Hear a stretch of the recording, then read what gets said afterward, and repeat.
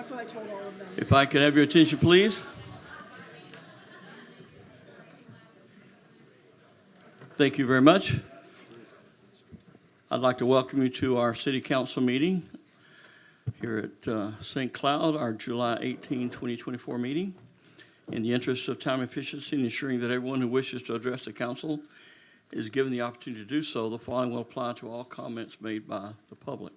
If you desire to be recognized by the chair, please fill out a request form and present it to the city clerk present here in council chambers.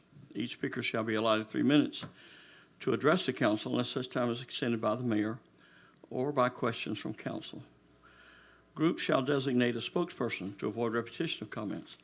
Every effort will be made to avoid interrupting speakers, and we thank you for participating in your city government. And if you will, at this time, please silence all electronic devices. With that, I call this meeting to order. Could we all please stand for our invocation? And I'd like to invite Pastor Jay McKeag from Crossroads Baptist Church to please come forward and lead us in our invocation. Remain standing after the invocation for the Pledge of Allegiance.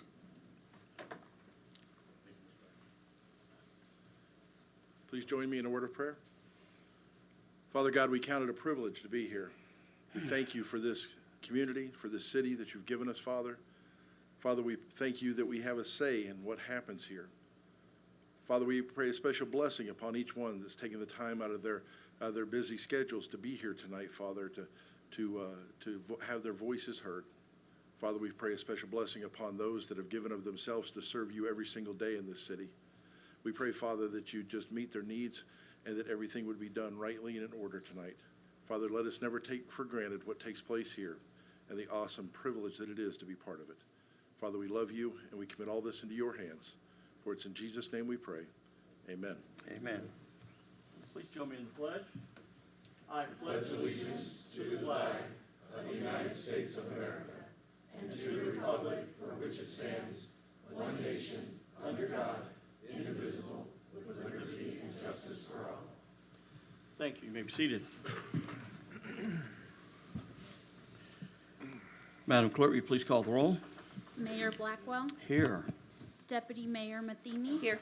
Councilmember Urban. Here. Councilmember Gilbert. Here. Councilmember Fletcher. Here. Thank you. I'd like to ask our city manager if we have any updates that you'd like to make to the agenda for tonight. Yes, Mayor, thank you. I'd like to pull off of the agenda public hearing number 10, which is ordinance 24-28. I will bring it back at a future meeting after we re-advertise it. Okay. And I would also ask if the city council could please move council action number 1, the presentation by the city's auditor of our annual comprehensive financial report as the last, immediately after the last presentation. I will do so. Thank you.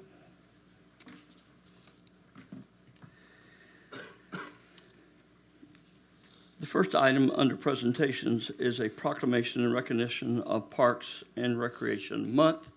We have a new process for presenting proclamations that we have approved, so I'd like to entertain a motion for the adoption of this proclamation. Motion to approve. We have a motion from Councilmember Fletcher, second from the mayor. Madam Clerk, you please call the roll.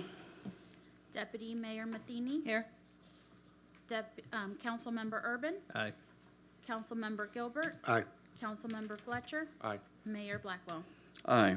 Motion Go ahead. I'm sorry. motion carries 5-0. The proclamation is approved. I'd like to ask Mr. Fletcher, who is sponsoring this proclamation, to please step to the podium if he would and share the proclamation with us.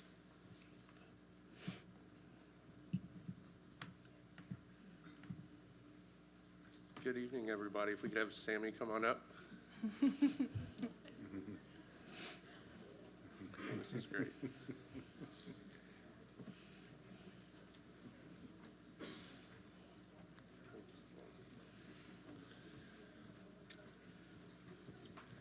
All righty. You can go ahead and read the proclamation. Whereas parks and recreation programs are an integral part of communities throughout the country, including the city of St. Cloud, and whereas parks and recreation are vitally important to establishing and maintaining the quality of life in our communities, ensuring the health of all citizens, and contributing to the economic and environmental well-being of a community and region. And whereas Parks and Recreation programs build healthy, active communities that aid in the prevention of chronic disease, provide therapeutic recreation services for those who are mentally or physically disabled, and also improve the mental and emotional health of all citizens. And whereas Parks and Recreation programs increase a community's economic prosperity through increased property values, expansion of the local tax base, increased tourism, the attraction and retention of businesses, and crime reduction. And whereas Parks and Recreation areas are fundamental to the environmental well-being of our community, and whereas the U.S. House of Representatives has designated July as Parks and Recreation Month, and whereas the City of St. Cloud recognizes the benefits derived from Parks and Recreation resources, and now therefore, I, Sean Fletcher, council member, along with the City Council of the City of St. Cloud, Florida, do hereby proclaim July 2024 as Parks and Recreation Month.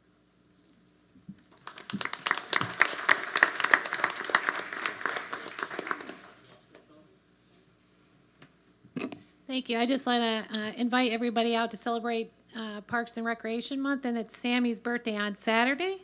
So we'll be at Cannery Park with some other local mascots. Cannery Park from 8 to 1 p.m. I'm sorry, 10 to 1.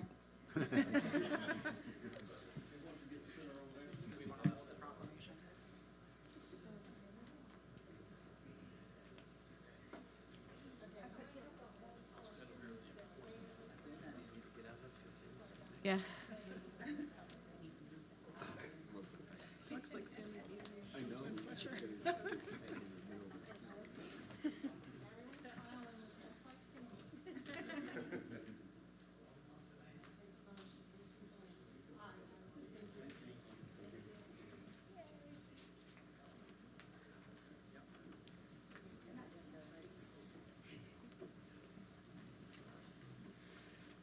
We are certainly grateful to Parks and Recreation and all of our staff for the amazing things that they do to serve the residents of our city. Thank you so much, guys. You do an amazing job.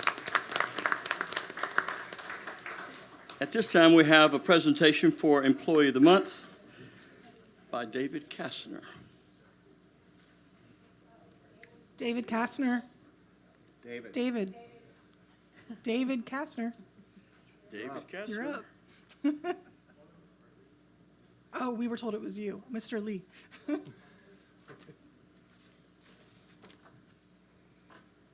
not David. Thank you, Art. How you doing? How you doing, Art? Good evening, everyone. I work for the Solid Waste Division. My name is Arthur Lee. I've worked for the division for 33 plus years, and I'm very proud tonight to present you with the Employee of the Month. I would like to call him up right now, and then I'll tell you why he got it. Will Robert Pasno come on up?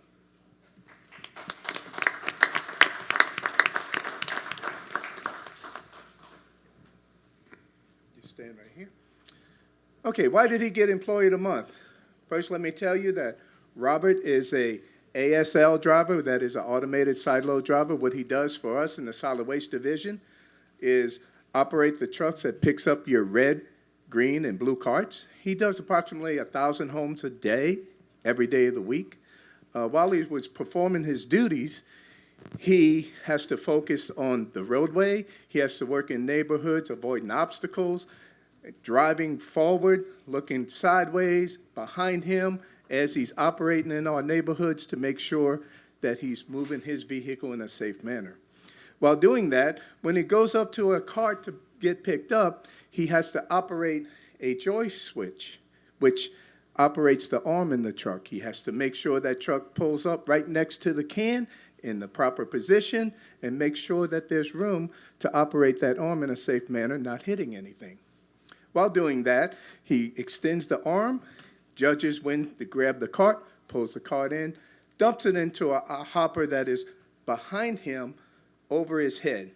Then he brings the arm down, has to extend the arm out, all with the manipulation of a joystick with buttons, levers, and things like that, and also driving forward and keeping in mind he's got to do this 1,000 times a day. So while he was out on this particular day, he happened to notice in the mirror a little puff of white smoke behind him. Because of his alertness and his keen sense of something was wrong, he decided to safely park that truck, climb up the ladder provided on the side, look in the hopper, and he noticed that there was a fire, a small fire. He grabbed his fire extinguisher, put it out.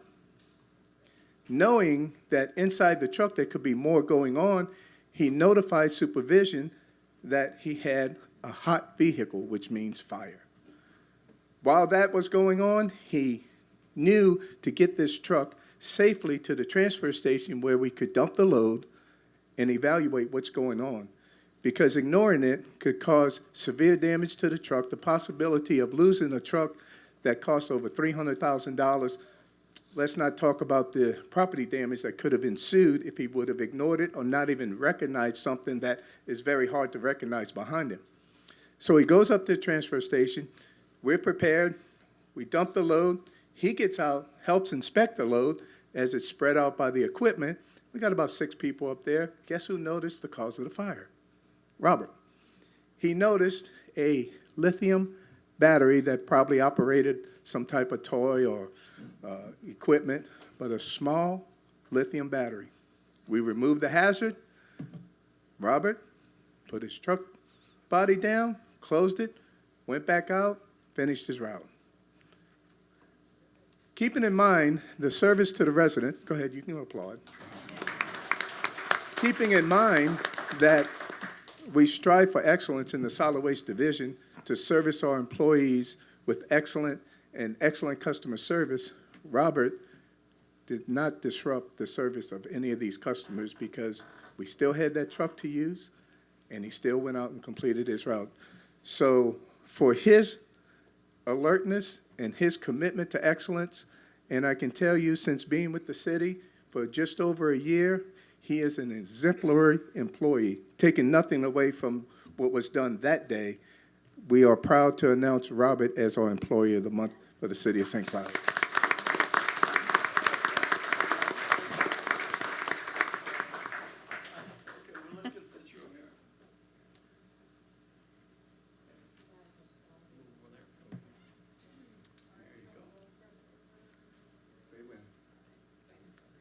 How you doing, Eric?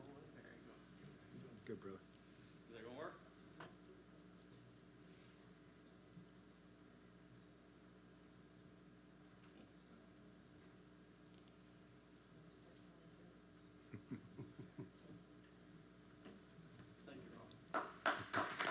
Good to see you, Rusty.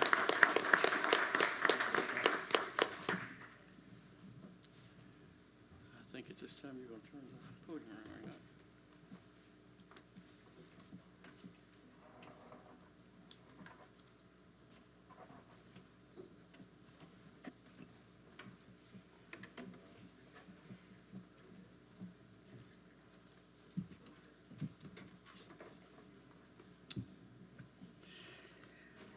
At this time, we have a presentation by the St. Cloud Chamber of Commerce regarding their annual report.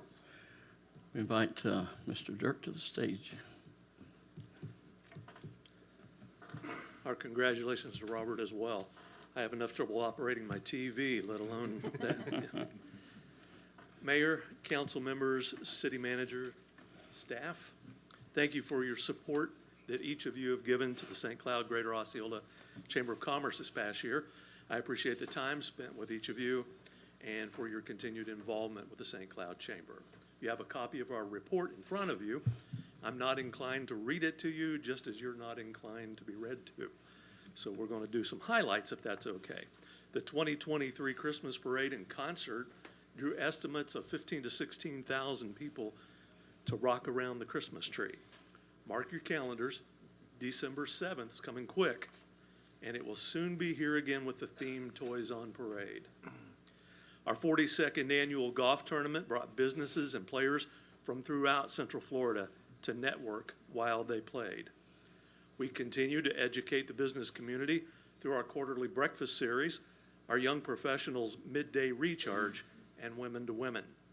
We continue to drive networking in our area with our Coffee Co-op series, which is open to anyone to attend. Our goal this year was for 60 new members, We're currently at 62, with 2 months to go.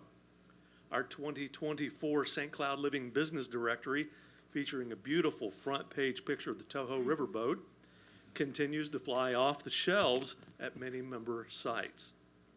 So far, we've celebrated more than 20 ribbon cuttings, and the ribbon cuttings are an important indicator of the continued growth of our St. Cloud business community.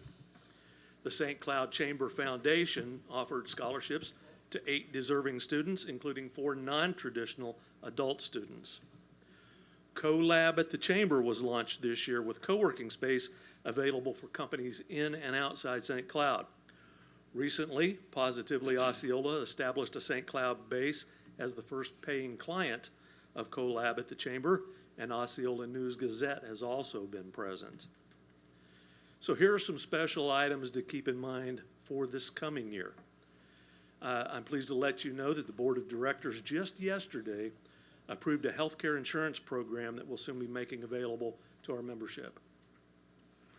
We'll continue offering Spanish classes through OTEC to our members and other interested parties as we help business owners more fully engage with St. Cloud's changing demographics. Our quarterly breakfast series coming up will feature a report from Osceola County Chief Operating Officer Beth Knight in August and Tasha Carter, Florida Insurance Advocate, in November. As Lavelle Munger concludes his term as chair on September 30, Joe Riley of OUC will become board chair on October 1st. Longtime small business owner Lisa Bertosa of Keystone Residential will be our chair in the fall of 2025.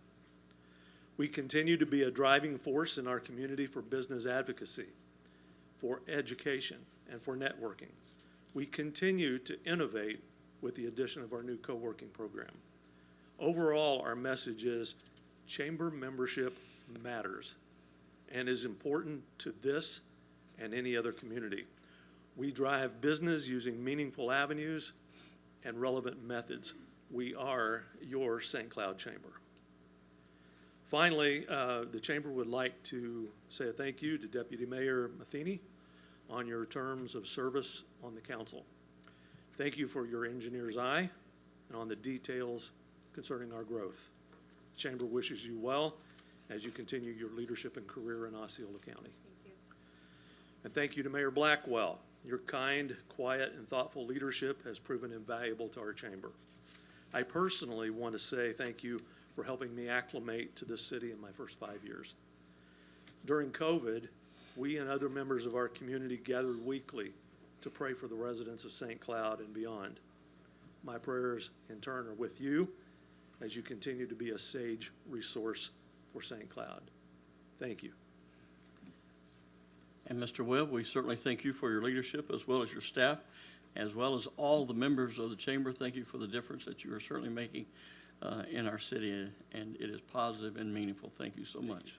Would anyone else like to say anything? Thank you very much. Thank you, sir. At this time, we have a presentation by Mr. Tom Dorsey regarding the St. Cloud Main Street's annual report. It's good to have you here, Mr. Dorsey. You, sir, how are you doing? Very well. Thank you all.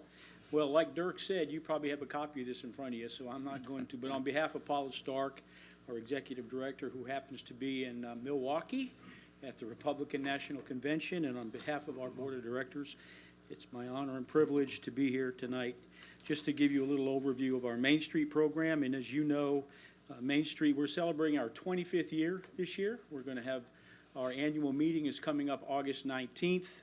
It's going to be here at Fire, and we're going to incorporate with that meeting something significant about our 25th anniversary. But as you know, Main Street encourages economic development within the context of historic preservation, and we have many, many Main Street partners, but probably the most significant, or one of the most significant, is the City of St. Cloud. We certainly appreciate everything that you've done for us over the years. Orlando Health, St. Cloud Hospital, Edward Jones, OUC, Toho Water Authority, the Osceola County Cattlemen's Association, Kisselback Ford, Osceola County Realtors are some of our major sponsors, and we do sure appreciate all that they do.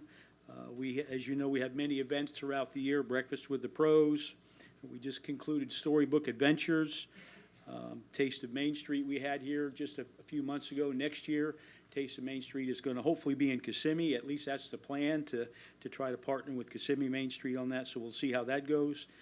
We have Small Business Saturday, our Redneck Gala, our Soldier City Veterans Dinner.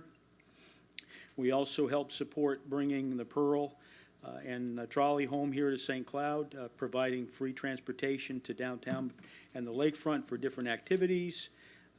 Our yearly breakdown of events is we have Breakfast with the Pros. We have 7 events scheduled for that, and I'm pleased to announce that we have all of our speakers confirmed and the dates are confirmed, so thank to Rick Hauser for doing that. Our historic ghost tours, we have 9 events. Our historic walking tours, 9 events. Storybook Adventures, 8 events. Our Redneck Gala, the Taste of Main Street, Historic Preservation Month, our annual meeting, which I said is coming up, which is in Maniacs, Veterans Dinner, Small Business Saturday, and our holiday home decorating. On average, we host about 40 events per year, and we have many different projects that we take part in, and we do also try to promote our district through our website. We have 6,000 monthly visitors on our website, and we have a little over 1,600 current subscribers to our monthly newsletter. And of course, we have 12,000 followers on Facebook, a little over 1,600 followers on Instagram. We have approved and installed several different historic markers here in St. Cloud, the VFW Post 3227, the St. Cloud Chamber, the Veterans Memorial Library, the GAR, Hunter's Arm Hotel, Fisk Funeral Home, and Mount Peace Cemetery. And we're waiting the arrival of the Veterans Memorial Park designate marker that's coming up here pretty soon. And of course, we thank the Sons of the Union Veterans for helping us with that. So in 2005, I'm not going to go through all this, but we did establish a CRA in 2005 with the help of the city. And so that is something that we are proud of. And we have our sponsors and our patrons. And I guess the city of St. Cloud, of course, is instrumental in helping us do what we need to do for the St. Cloud Main Street program. Sponsors, they're all in your, many sponsors, and they're all in your packet. We have received,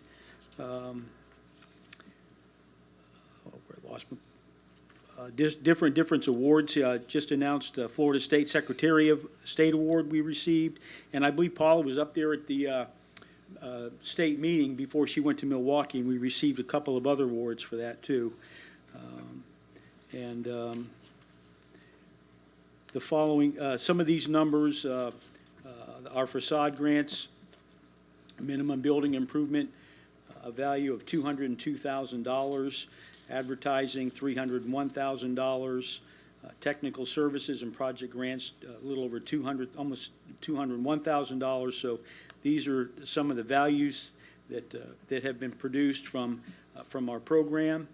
And again, we're getting ready to celebrate our 25th year Main Street, and we've given a little over $1 million in financial support, and this results in a 16.4% return on investment. And so, again, we couldn't do this without the city. You guys are an essential piece of the puzzle, as Paula would say.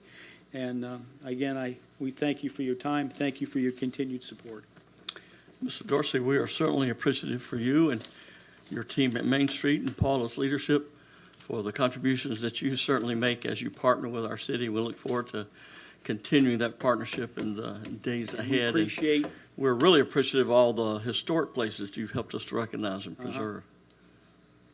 That's what it's all about. And we're lucky to have Colby. He's our liaison with the city on our board and is always giving us good advice, and so we appreciate all his leadership as well. Well, we sent you the cream of the crop when we sent you him. Exactly. All right. And congratulations to you, ma'am, and to you. You're on your way out, and I'm on my way out, so. Yes, sir. But thank you all so much. You have anything you'd like to say, Colby? No, thank you so much. It's an honor to serve on the board, and I thank you for everything you do. Yeah, no problem. But just to let you know, Mel Welch is going to be our president next year. Awesome. And so and that'll all be announced at our annual meeting on August 19th. So keep that date open. Thank you, Mr. Dorsey. Thank you so much. Appreciate it. At this time, we will have the presentation from Purvis Gray, our auditor report. We're going to bring council action number 1 up at this time. I'd like to ask our clerk, if you will, please read council action number 1, then we'll ask Mr. Purvis Gray to come up and share the report. Request for City Council's acceptance of the Annual Comprehensive Financial Report, ACFR, for the City of St. Cloud for fiscal year 2022-2023 by Purvis Gray and Company, LLC, independent auditors. Thank you. Good. Welcome. Thank you, thank you. Quick introduction, my name is Tim Westgate, audit partner with Purvis Gray and Company. Also with us this evening, Matt Gano is the audit director for the audit. In sake of your very full agenda this evening, I'll be very brief. You do have digital copies in your packet. You do have the paper copies now on your dais. And we're just going to review some quick highlights with you. So this evening, we're concluding the audit process for September 30th of 2023. Just for information, we started the 2024 audit process last week in our visit, so we're already moving on to the new year. The main thing that you want to hear is the slide that's up now is the auditor's opinion. The auditor's opinion report is the first report that's in there. It talks about management is responsible for the financial statements and internal control. Our role as auditors is ultimately to provide an opinion on your financial statements based on our audit. And we're pleased to say it is a clean opinion, an unmodified opinion that is the highest level of assurance that you can have on financial statements. Included in the packet are, and I'm flying through here, included in your packet are various other reports that are required under the audit standards.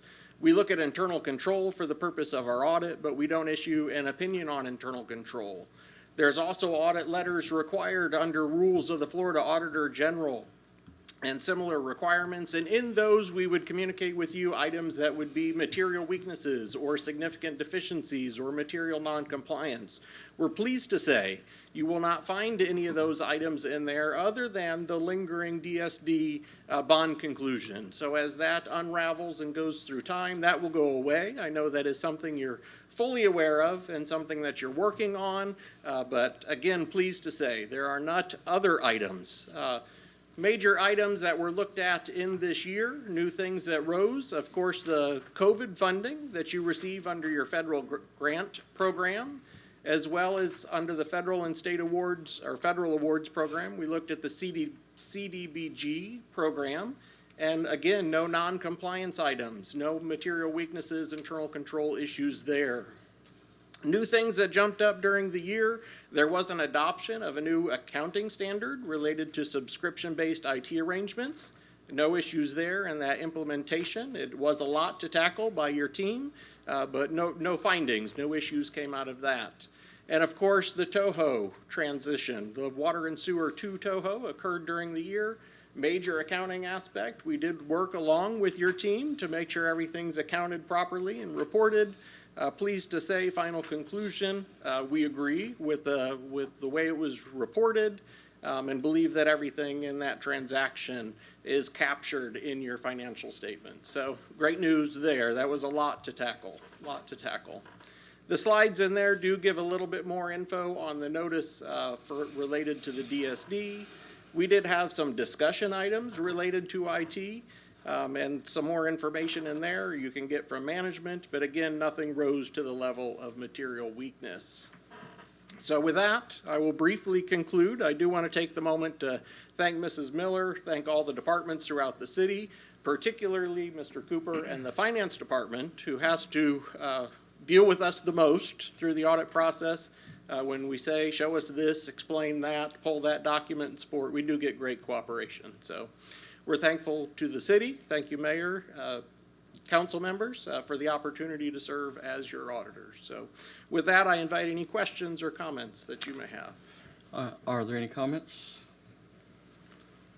Well, once again, Mr. Westgate, we certainly appreciate the job that you've done reviewing our finances, and would like to just send a word out of thanks to Mr. Cooper and to our finance team for the excellent job that they do staying on top of a lot of numbers. Right. A lot of info. Right. Not a small task, So. We need to approve this report?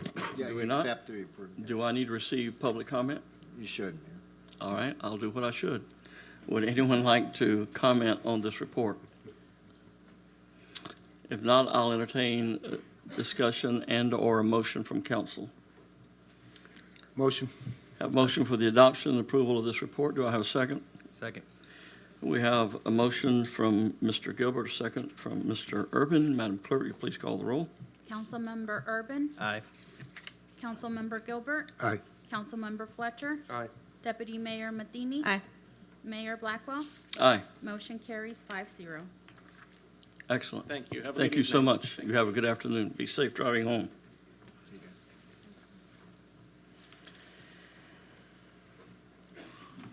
The next item on our agenda is our citizens forum.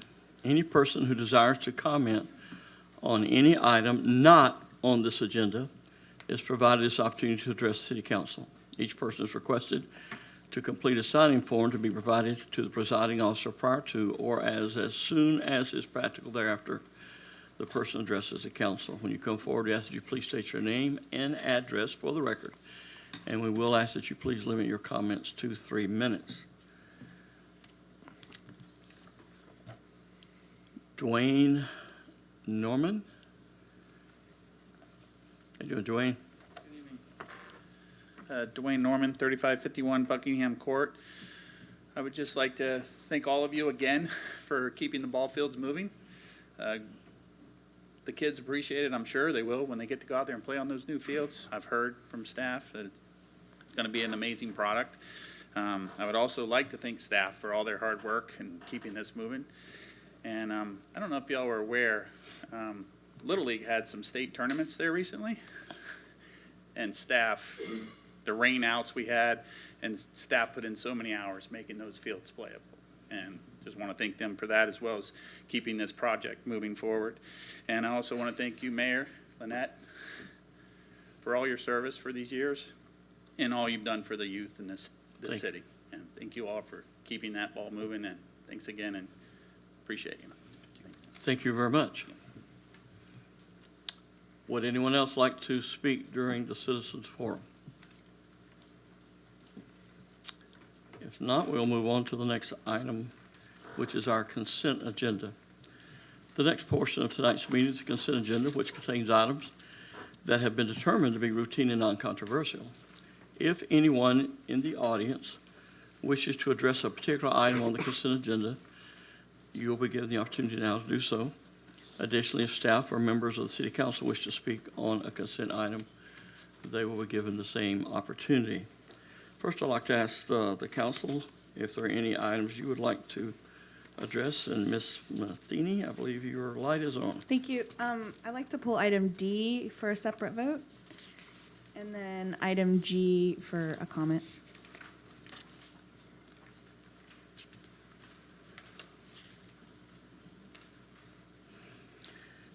Okay, I got D. I'm sorry, I was trying to make some notes there. You said G, G, and what was your request on that? comment. Okay. All right, I don't see any other lights. Ms. Matheny, would you like to address the item that you are requesting a separate vote on, item D? Yes, thank you. So, as council remembers, this came before us at the CRA, and I was against the purchase of this stage. So I just wanted to vote for it separately.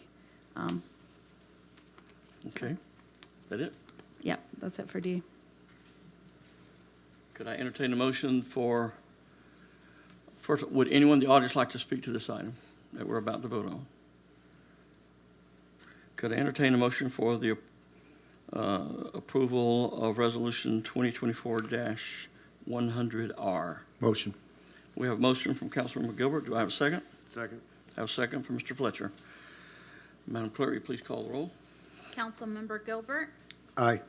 Councilmember Fletcher. Aye. Deputy Mayor Matheny. No. Councilmember Urban. Aye. Mayor Blackwell. Aye. Motion carries 4-1. And it is approved. Would you like to address item G, Resolution 2024-103R? Yes, yes. Thank you so much. So I'm not sure who all was on council when this first came up. I know the mayor and I were, but I just want to thank everybody for their hard work in dragging it across the finish line. I know it was really hard. I mean, they've gone through, like, I don't know how much stress over this, but I really appreciate them getting done. I know when we first brought it up, we're like, let's get it all done before the next baseball season, which we didn't quite make, but we got there. So I just wanted to say thank you so much. I know it was very difficult. I know projects are very difficult right now with the escalating prices, and so I'm just happy that we're here. And so that's all I want to say. And I give a big ditto to that. Would anyone in the audience like to speak to any item on the consent agenda? If not, I'll entertain a discussion and/or motion by council for the adoption of the consent agenda. Motion to approve. We have a motion from Councilmember Matheny. Do I have a second? Second. And a second from Councilmember Fletcher, with the item D having already been approved. Madam Clerk, will you please call the roll? Councilmember Fletcher. Aye. Deputy Mayor Matheny. Aye. Councilmember Urban. Aye. Councilmember Gilbert. Aye. Mayor Blackwell. Aye. Motion carries 5-0.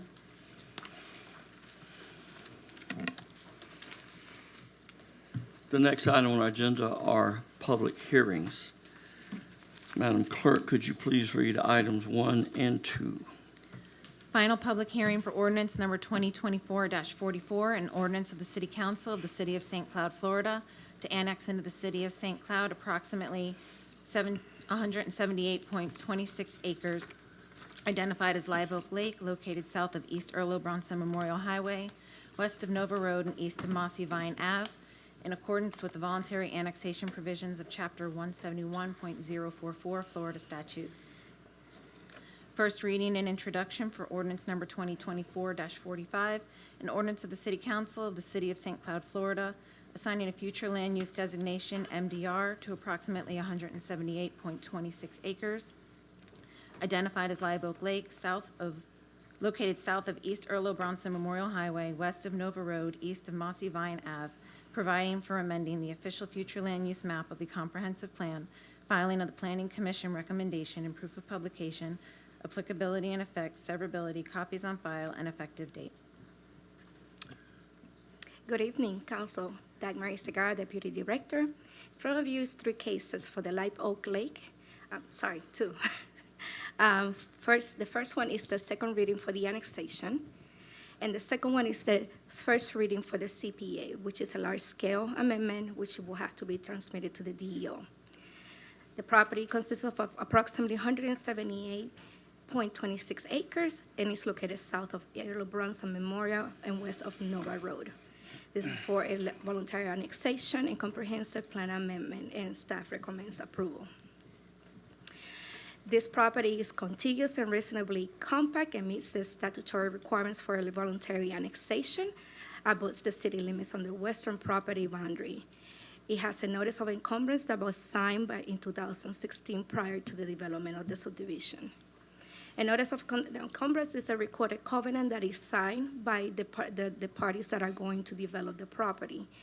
The City of St. Cloud agrees to provide potable water in exchange that when the property is adjacent and contiguous will be voluntarily annexed into the city. And it continues to be valid even when the property is sold or transferred. This is the depiction of the general location of the property. As you can see next to the yellow, it is contiguous to the city.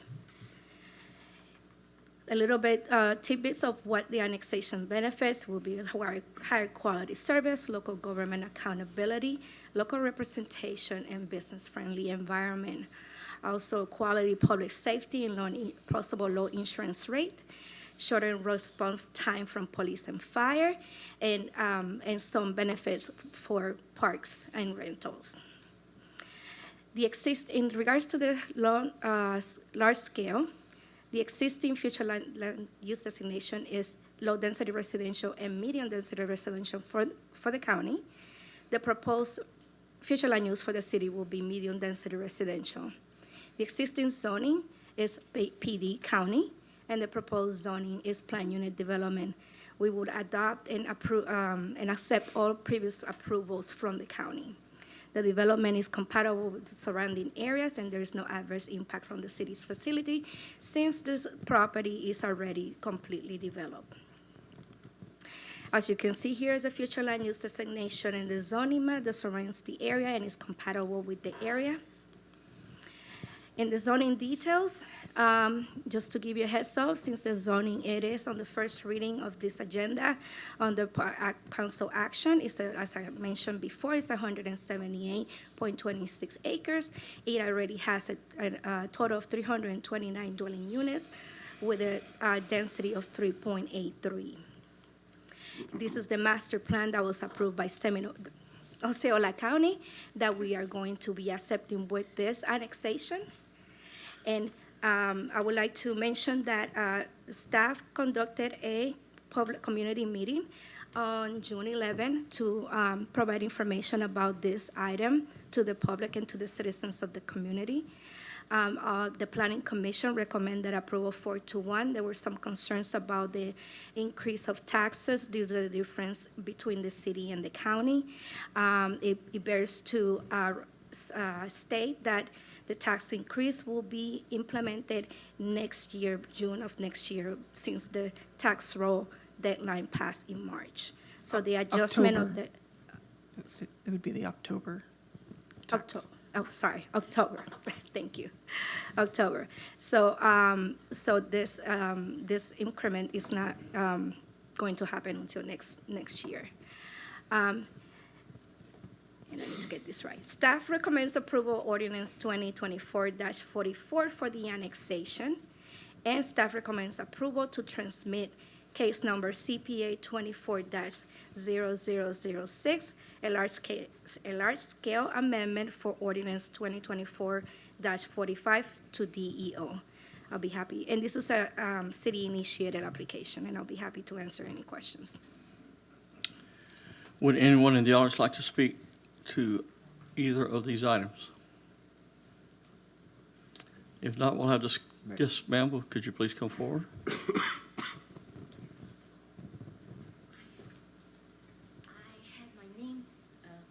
I'm sorry, I've gotten distracted here. I probably I'm a Teresa have your name right Jobson. here, and I didn't pull it up. Okay. Thank you for correcting me. Because it concerns this particular topic. Okay. Okay. Go ahead, if you'll share your name and address, please. My name is Teresa Jobson. Gotcha. I live at 2161 Burr, B-U-R, Oak, O-A-K Boulevard, St. Cloud, Florida. And I've been there, and it's going to be 5 years this September. We were the first there at Live Oak Lake. So it's very new, okay? And they're developing, as she was saying, too, with phase 4 and 5. I'm here to remind the council of my opinion regarding the outrageous property tax increase for the homeowners of Live Oak Lake community. The city of St. Cloud is considering to extend their boundaries so that they can give the homeowners more services, and the change of the homeowners from Osceola County to the city of St. Cloud will then in turn to increase the property tax up to 29%. It's so unfair to the homeowners, especially the ones who are on fixed incomes. Enough is enough. I say leave well enough alone, because once the area of Live Oak Lake homeowners becomes city taxes, no longer county, this course of action will be a great financial burden to the Live Oak Lake homeowners' pockets. The city cannot get blood out of a stone. I hopefully pray that the city council board members will keep in mind the homeowners of Live Oak Lake community concerned in this stressful manner. I thank you. Thank you, Teresa. Okay. I believe Richard. And I'll let you pronounce that last name. Josie. Josie? Job, Job. like the book of I'm Job. sorry, forgive me. That's quite all right. It's an unusual name. Yeah, it's spelled a little different than what Yes, I'm used to. that's Dutch. Okay. Okay, ladies and gentlemen, since we've moved in, we moved in during the first phase. Phase 3 is completed. They're starting on 4 and 5. Now, already, since this has come out, 15 homes are vacated in the community because no one bothered to tell any purchaser of this amendment. Not the Pulte, and not the city until just recently, which is very unfair and unprofessional. You know, the biggest part of us, when we seen what you did with New York Avenue and the two streets on either side of it, were very upset because cobblestone streets are not safe. But yet you took them all the way out to 13th Street. It's on two of them. And in almost the 5 years, we've never had city police officers in the community. We've only had county. We pay the Toho water and the OC, and it's totally ridiculous. To be charging this much in taxes is actually robbery. We know you can waste money, but why do it this way? Thank you. Thanks, sir. Would anyone else like to speak to this item?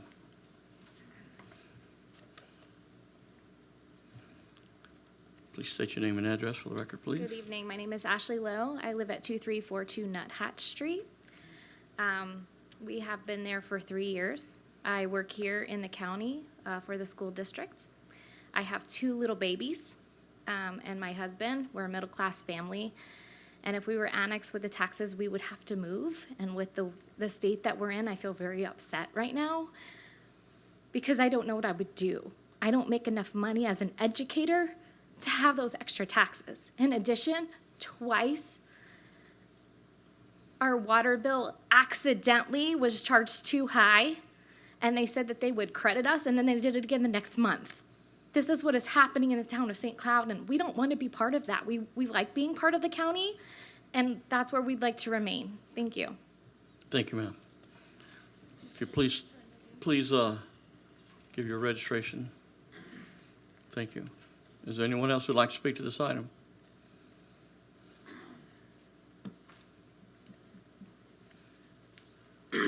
Good evening. I'm Gregory Clifford from 5184 Chickadee Street. I moved to St. Cloud 4 years ago, and one of my main concerns are property value in relation to taxes. Our property values go down as we pay more taxes. I could have been in Lake Nona, paid taxes like I'm going to be paying soon, and had a shorter commute. And we want to speak of services from the city. I don't know if it's appropriate to ask questions and get an answer, but does anyone really think the water in this town is worth drinking or drinkable? And that's one of the services that we're paying for. We were all backdoored on this. There was no information given by Pulte. I wouldn't expect any from the city. Just trying to live in the county, paying the unincorporated taxes. I knew the difference when I moved in. I would expect to pay less taxes, not being moved outside the city limits. And now we're getting backdoored. By my estimation, I'll probably pay $30,000 more in taxes over 15 years. Not very happy about it. One more thing. I guess that's all I have. Thank you, sir. Just not very happy. Would anyone else like to speak to this item? If not, we'll have discussion and a motion by council. What is your pleasure regarding the final public hearing of ordinance number 2024-44? Mr. Urban. So I just first want to say thank you for the residents who spoke tonight. I definitely appreciate that. And this is something that's difficult for the city. It's we're in an effort to make sure that we are being financially responsible ourselves, we have to make sure that we're annexing in the enclaves that are in our city so that we can pay for the services that we provide here. I think we have a wonderful city. I absolutely love living here in St. Cloud. I definitely sympathize with the residents and the additional taxes they have to pay. I think it was discussed at the planning commission meeting. I watched it online at how maybe we can look into a way to kind of step them into this so that they're not paying it all at once. I would definitely be interested in looking into that, but I do think it's necessary, and it would be irresponsible of the city to not start annexing in these enclaves. So just wanted to comment on that. Thanks, sir. Do you have any other comment or motion? I'll make a motion to approve. We have a motion from Councilmember Urban. Do I have a second? Second. We have a second from Councilmember Fletcher. Madam Clerk, will you please call the roll? Deputy Mayor Matheny. Aye. Councilmember Urban. Aye. Councilmember Gilbert. Aye. Councilmember Fletcher. Aye. Mayor Blackwell. Aye. Motion carries 5-0. Could I entertain a motion for the adoption of ordinance number 2024-45? It's not the final adoption of that, just to. Oh, it's the first reading, so we don't have First, that. well, you do have to take a motion because this requires a transmittal to the state because Okay. of the size of the project. So you do need to take a motion to approve. All right. Do I have a motion for the adoption of this first reading? Motion. Have a motion from Councilmember Gilbert. Do I have a second? Second. Second from Councilmember Fletcher. Madam Clerk, please call the roll. Councilmember Urban. Aye. Councilmember Gilbert. Aye. Councilmember Fletcher. Aye. Deputy Mayor Matheny. Aye. Mayor Blackwell. Aye. Motion carries 5-0. Brings us to item number 3. Final public hearing for ordinance number 2023-51, an ordinance of the City Council of the City of St. Cloud, Florida, amending Chapter 4, Site Design and Development Standards by adding a new article titled Article 10, Public Art, providing for public art requirements for certain residential developments, and also includes effect, severability, Scrivener's error, conflict, codification, and effective date. Good evening, council members. Tisha Manning, zoning manager and community development. The public art ordinance is before you, and again, the applicability is going to be to residential developments only for new developments, and if the residential development is 50% or greater. The public art ordinance is going to establish, of course, the applicability, provisions for public art, what the public art fund can and cannot do, calculation of values, the standards. There are some graphical depictions, the approval and permitting process, as well as maintenance, eligible art organizations, and appeals. Again, it's for residential developments that are subject to Article 3 site development plans of Chapter 2 and Article 4 subdivision plans of Chapter 2. The applicability is going to exempt simple lot splits. It's also going to exempt development that is less than 50% of the original gross floor area, public schools, primary and secondary educational facilities, as well as any repairs that should be done to properties for natural disasters or restoration. There are several options with the Public Art Fund. There are 6 options. So the first option, of course, is a monetary contribution of no less than 1% with the maximum contribution amount of $200,000. And that is going to be valued for site development plans on the building valuation, and for subdivision construction plans, it's going to be based upon a certified cost, engineer certified cost estimate. There's also on-site artwork that the development can provide, as well as a donation of the artwork for a public space. There's also going to be art space they can provide as far as like rehearsal hall, rehearsal facilities, halls, programs, exhibit space, classrooms, and other educational, as well as a combination of 2 or more, or a combination of multiple options for public art. The Public Art Fund is going to be maintained by the city, and it's going to be solely for the public art. It will not be able to be used for any commingling of funds for any other type of improvements that we want to do around the city. It is going to gain interest, and any public art that may be placed at city facilities, if sold, the money will go back into the Public Art Fund. The calculation of values, again, site development plan is on building valuation. Subdivision construction plans is based upon the certified engineer's cost estimate. And so some of the ways that we can do public art, of course, is going to be crosswalks, placemaking, and just theming throughout a subdivision. That is going to be accessible to all residents or users. And so these are some just graphical depictions of what public art can be. These are more for if they wanted to do like maybe big entranceways and things like that in the actual residential subdivision or where they want to put the public art. As well as you can see here, there's some placemaking and functional elements in which, you know, a lot of times they have to put in bike racks anyway. They can put in creative bike racks. They can put in, you know, decorate the garbage cans or things like that, as well as some shade structures maybe over the playgrounds. This is some of the public art of decorating the crosswalks and things that you can do that helps, again, with placemaking and functional elements within the development. The approval process for public arts, of course, is fee in lieu of providing the art, and they must disclose this to us at the time of submittal of the application for the site development plan or subdivision construction plan. Public art space submittal requirements are just to provide us the type of art that they want to put in. And, you know, we can have it reviewed by eligible art organization, or it can be an in-house review by city manager or designee. The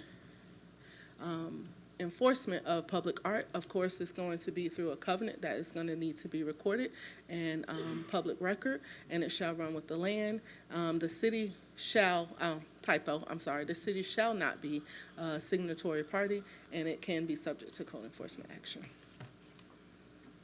And so eligible art organizations, we wanted to establish what that would be to ensure that they were, of course, cooperating with the city of St. Cloud, so they have their primary office here, a 501(c), independent board of directors, and also have programs within the city.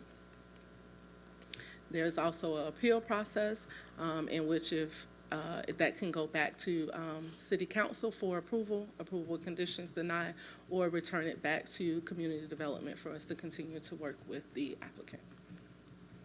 Staff has reviewed this ordinance and recommend approval. Likewise, we also, Planning Commission also recommended approval of this ordinance, and likewise, we asked the same thing of City Council to approve ordinance 2023-51. And this is staff generated, so I am available if you have any questions. Thank you very much. Would anyone in the audience like to speak to this? We'll get public comment. I have James Lowe.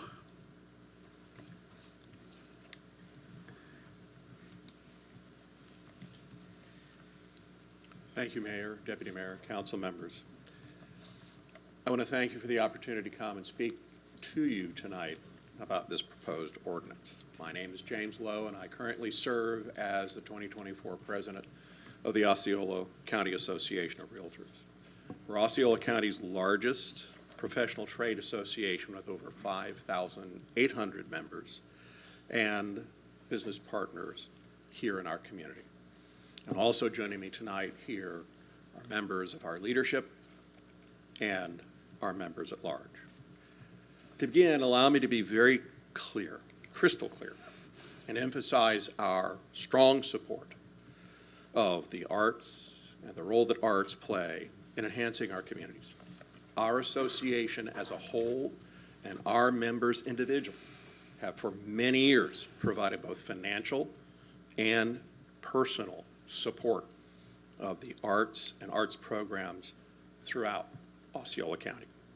And regardless of the outcome of the motion tonight, we will continue that strong support.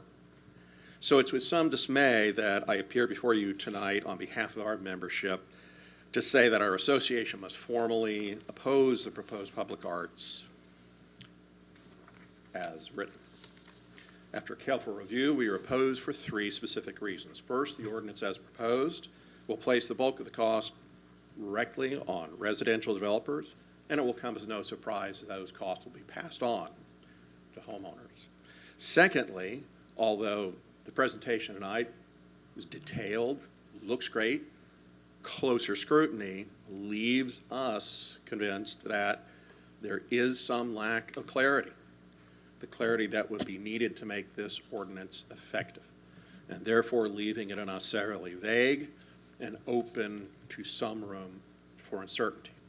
Third, the absence of a defined time frame for artwork approval, lack of specifics on the entity responsible for approving the artwork raise serious concerns on accountability and transparency. We are in a challenging and transitioning housing market, and access to home ownership is already constrained by current home prices, interest rates, and very high inflation that we've all experienced. This proposed ordinance includes fees that, again, are going to be passed on to owners and therefore will directly and negatively impact affordability and limit access to housing in the city of St. Cloud. Public arts plays a critical and important role in our community. We support that, but we respectfully ask for you to look for another way to consider funding this program and to engage in equitable and meaningful dialogue. Thank you. Thank you, sir. Joe Johnson?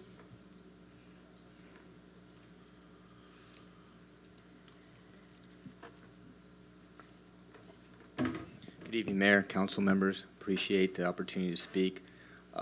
State your name and address, please. Joe Johnson, 6735 Midland Drive, St. Cloud.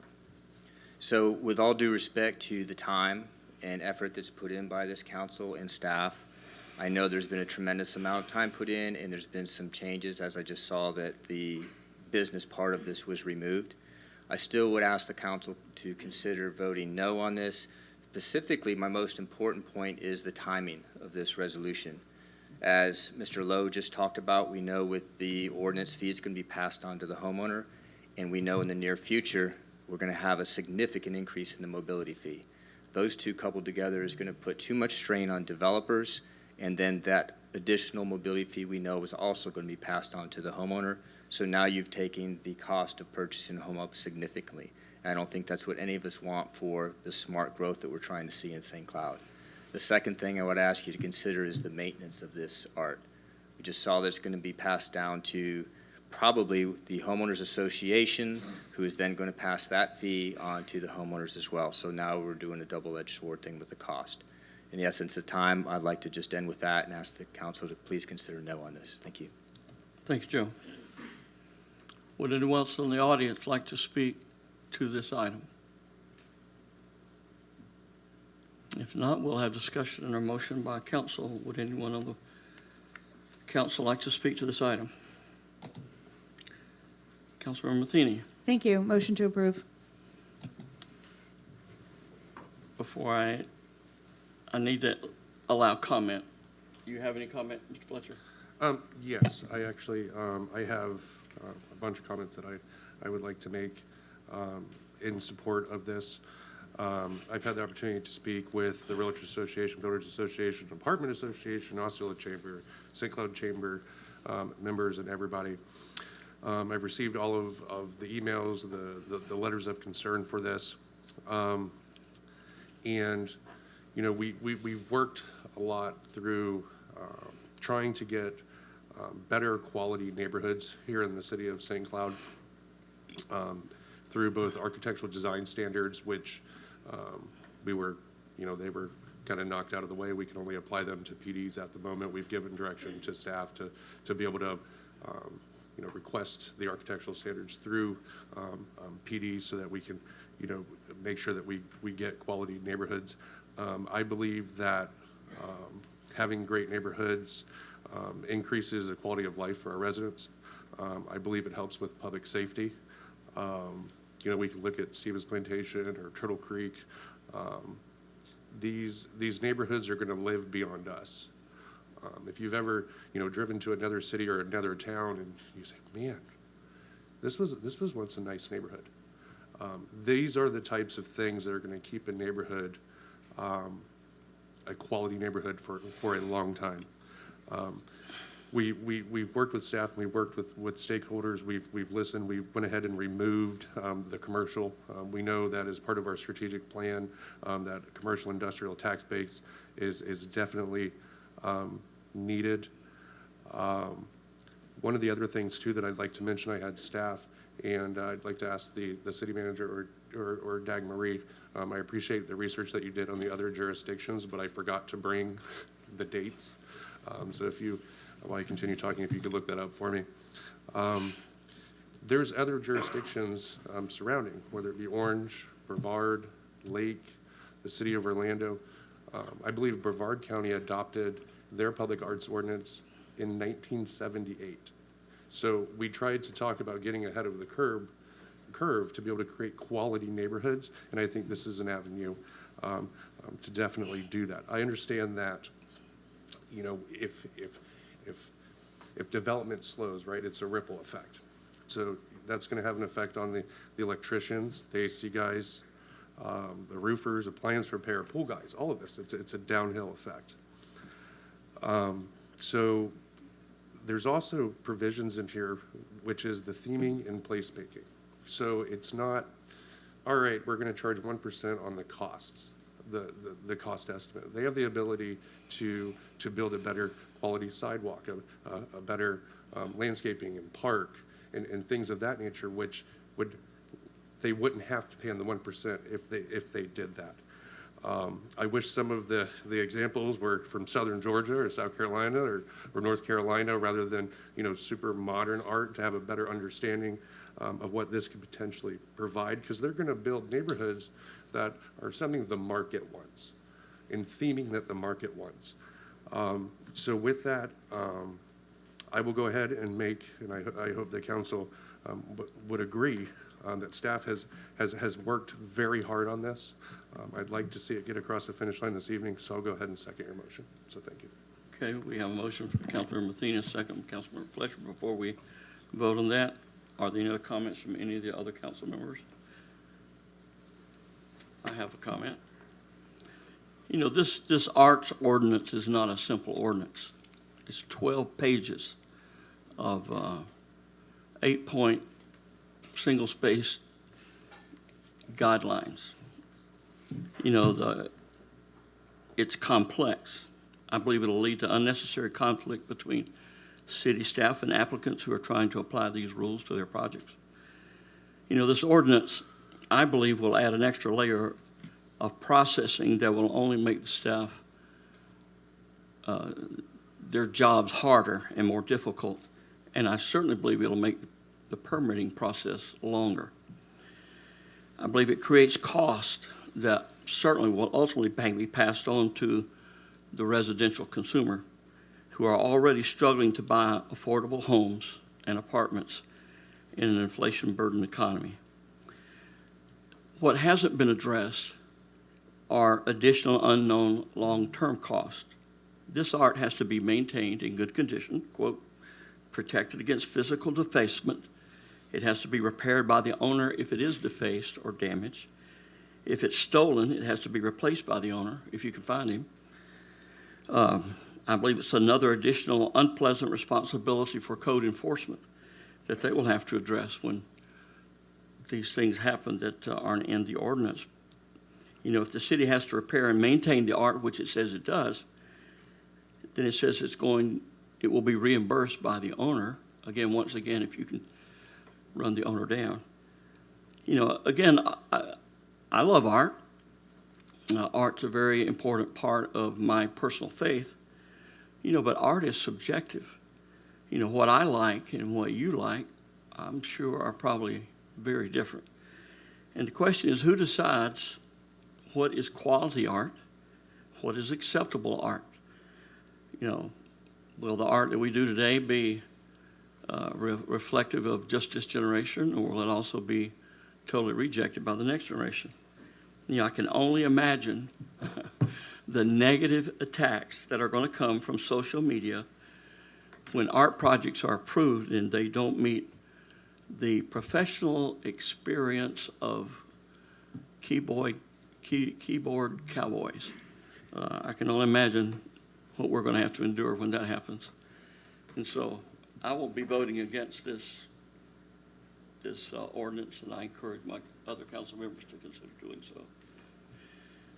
If there's no other comments, we have a motion and a second. I did have one more comment, Mayor. Yes, you may. City Manager, were you able to find that information? Yes, sir. Brevard County, 1979. City of Orlando, the latest amendment was 2008. Orange County, we couldn't locate the information. And Mount Dora, 2016. Okay, and then the last comment I'd like to make in reference to the maintenance of the art and what is considered art. I believe decorative and upgraded streetlights and sidewalks and things of that nature, I don't necessarily think that they're controversial items. You know, elevations are nice, right? So like we approve them, and then we get, there's just a bunch of two-story warehouses that are just boxes with no character whatsoever. Just imagine what they're gonna look like in 70 years, 60 years from now. This is what this is trying to address. It's not about, the council is gonna put, this massive statue on the corner of, a corner. Or, I've heard that, some folks have even, at different groups discussing this, like, the city council is going to put rainbow bricks and this and that. That's so far from the truth, and I think that this one effort to make sure that we get quality neighborhoods has just expanded into this big thing. So, hopefully. Thank you. Are there any other comments? Madam Clerk, please call the roll. Councilmember Gilbert, Nay. Councilmember Fletcher, Aye.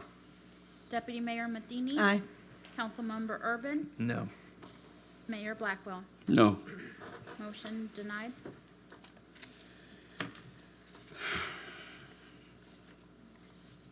Let me find my place here again.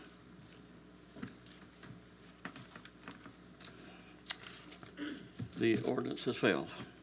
Brings us to item number 4. You please read that into the record. Final public hearing for ordinance number 2024-32, an ordinance of the City Council of the City of St. Cloud, Florida, to annex into the City of St. Cloud approximately plus minus 2.784 acres located east of Earl Bronson Memorial Highway in accordance with the voluntary annexation provisions of Chapter 171.044 Florida statutes.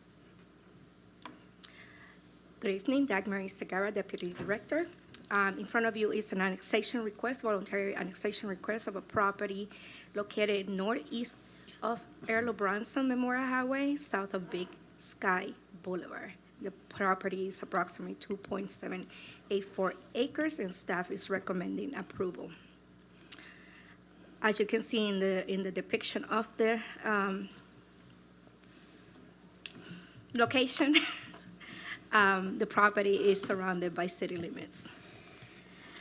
It's contiguous reasonable compact. It's adjacent to the city limits, abuts the city limits in the northern, western, and eastern property boundary. The existing county future land use is commercial, and the existing county zoning is general commercial. The applicant has up to a year to rezone the property to a city zoning.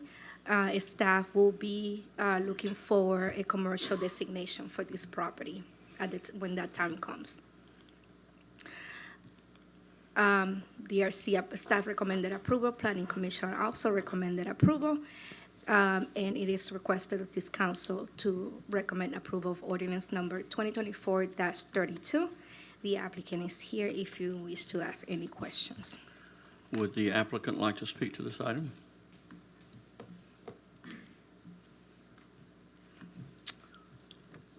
I guess not. Would anyone in the audience like to speak to this item? If not, we'll have discussion and a motion by council. Motion to approve. We have a motion from Councilmember Matheny. Do we have a second? Second. We have a second from Councilmember Urban. Madam Clerk? Councilmember Fletcher. Aye. Deputy Mayor Matheny. Aye. Councilmember Urban. Aye. Councilmember Gilbert. Aye. Mayor Blackwell. Aye. Motion carries 5-0. Brings us to items 5, 6, and 7. Final public hearing for ordinance number 2024-33, an ordinance of the City Council of the City of St. Cloud, Florida, to annex into the City of St. Cloud approximately 2.45 acres identified as Thanem properties located north of Golden River Lane, south of Lillian Lee Road, east of Narcousie Road, and west of Rivercrest Avenue in accordance with the voluntary annexation provisions of Chapter 171.044 Florida statutes. Final public hearing for ordinance number 2024-34, an ordinance of the City Council of the City of St. Cloud, Florida, assigning a future land use designation of low-density residential to approximately 2.45 acres identified of Thanem properties located north of Golden River Lane, south of Lillian Lee Road, east of Narcousie Road, and west of Rivercrest Avenue, providing for amending the official future land use map of the comprehensive plan, filing of the Planning Commission recommendation, and proof of publication, severability, copies on file, and effective date. Final public hearing for ordinance number 2024-35, an ordinance of the City Council of the City of St. Cloud, Florida, providing for a zoning amendment of the zoning map of the Land Development Code of the City Council of the City of St. Cloud, Florida, specifically changing the zoning designation of approximately 2.45 acres identified as Thanem properties from agricultural development and conservation zoning designation county to agriculture zoning designation city with a low-density residential future land use adopted by ordinance number 2024-34, generally located north of Golden River Lane, south of Lillian Lee Road, east of Narcousie Road, and west of Rivercrest Avenue, providing for entering the designation on the official zoning map, filing of the Planning Commission recommendation, proof of publication, severability, and effective date. Once again, Dagmar Segura, Deputy Director, Community Development. This property is requesting the annexation, comp plan amendment, and zoning amendment of a property located north of Golden River Lane, south of Lillian Lee Road, and east of Narcousie Road. The property is approximately 2.45 acres, and staff is recommending approval. The property is contiguous and reasonably compact, abuts the city limits, and it is low-density residential in the county, and it is agricultural in the county. The proposed future land use for this property is going to be also low-density residential, and the proposed zoning will be agricultural. That zoning is compatible with the surrounding area. The applicant has expressed to build a single-family residence on the property. There's no adverse impacts on city facilities. This is the location map. As you can see, it is surrounded by city limits. And this is the depiction of the future land use and zoning designation, which is compatible with the area.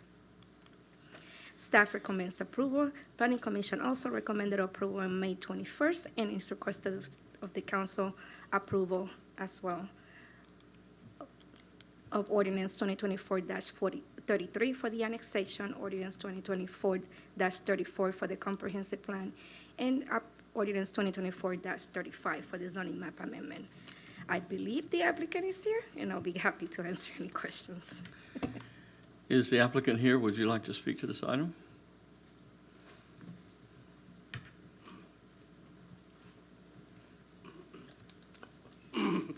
My name is Matthew. State your name and address, please. Matthew Verghese, 4732 Red Pine Way. I'm actually here with my father. He's one of the property owners. I'm actually here just to answer questions if you guys actually have any about the. I don't actually have anything else to state. All right. You'll just stand there in case we have any questions. All right. First of all, would anyone in the audience like to speak to these items? If not, we'll have discussion on a motion by council. Do we have any discussion, questions by council?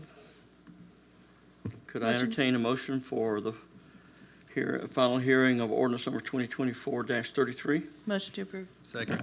We have a motion from Councilmember Matheny, second from Councilmember Urban. Madam Clerk? Deputy Mayor Matheny. Aye. Councilmember Urban. Aye. Councilmember Gilbert. Aye. Councilmember Fletcher. Aye. Mayor Blackwell. Aye. Motion carries 5-0. Could I entertain a motion for the adoption of ordinance 2024-34? Motion to approve. Second. We have a motion from Councilmember Fletcher, second from Councilmember Matheny. Madam Clerk? Councilmember Urban. Aye. Councilmember Gilbert. Aye. Councilmember Fletcher. Aye. Deputy Mayor Matheny. Aye. Mayor Blackwell. Aye. Motion carries 5-0. And then could I entertain a motion for the adoption of ordinance number 2024-35? Motion to approve. Motion from Councilmember Fletcher. Do I have a second? Second. Second from Councilmember Urban. Madam Clerk? Councilmember Gilbert. Aye. Councilmember Fletcher. Aye. Deputy Mayor Matheny. Aye. Councilmember Urban. Aye. Mayor Blackwell. Aye. Motion carries 5-0. Congratulations. Don't you wish they were all that quick? Brings us to item number 8, please. Final public hearing for ordinance number 2024-41, an ordinance of the City Council of the City of St. Cloud, Florida, amending Chapter 30, Parks and Recreation, Article 1, in general, Section 30-4, park hours, Section 30-5, glass beverage bottles prohibited on beach area of East Lake Tohopekalaga Lakefront, and Section 30-9, smoking prohibited, and Article 2, special events, Section 30-17, definitions, Section 30-18, permit required exemptions, and Section 30-19, application for permit of the Code of Ordinances of the City of St. Cloud, providing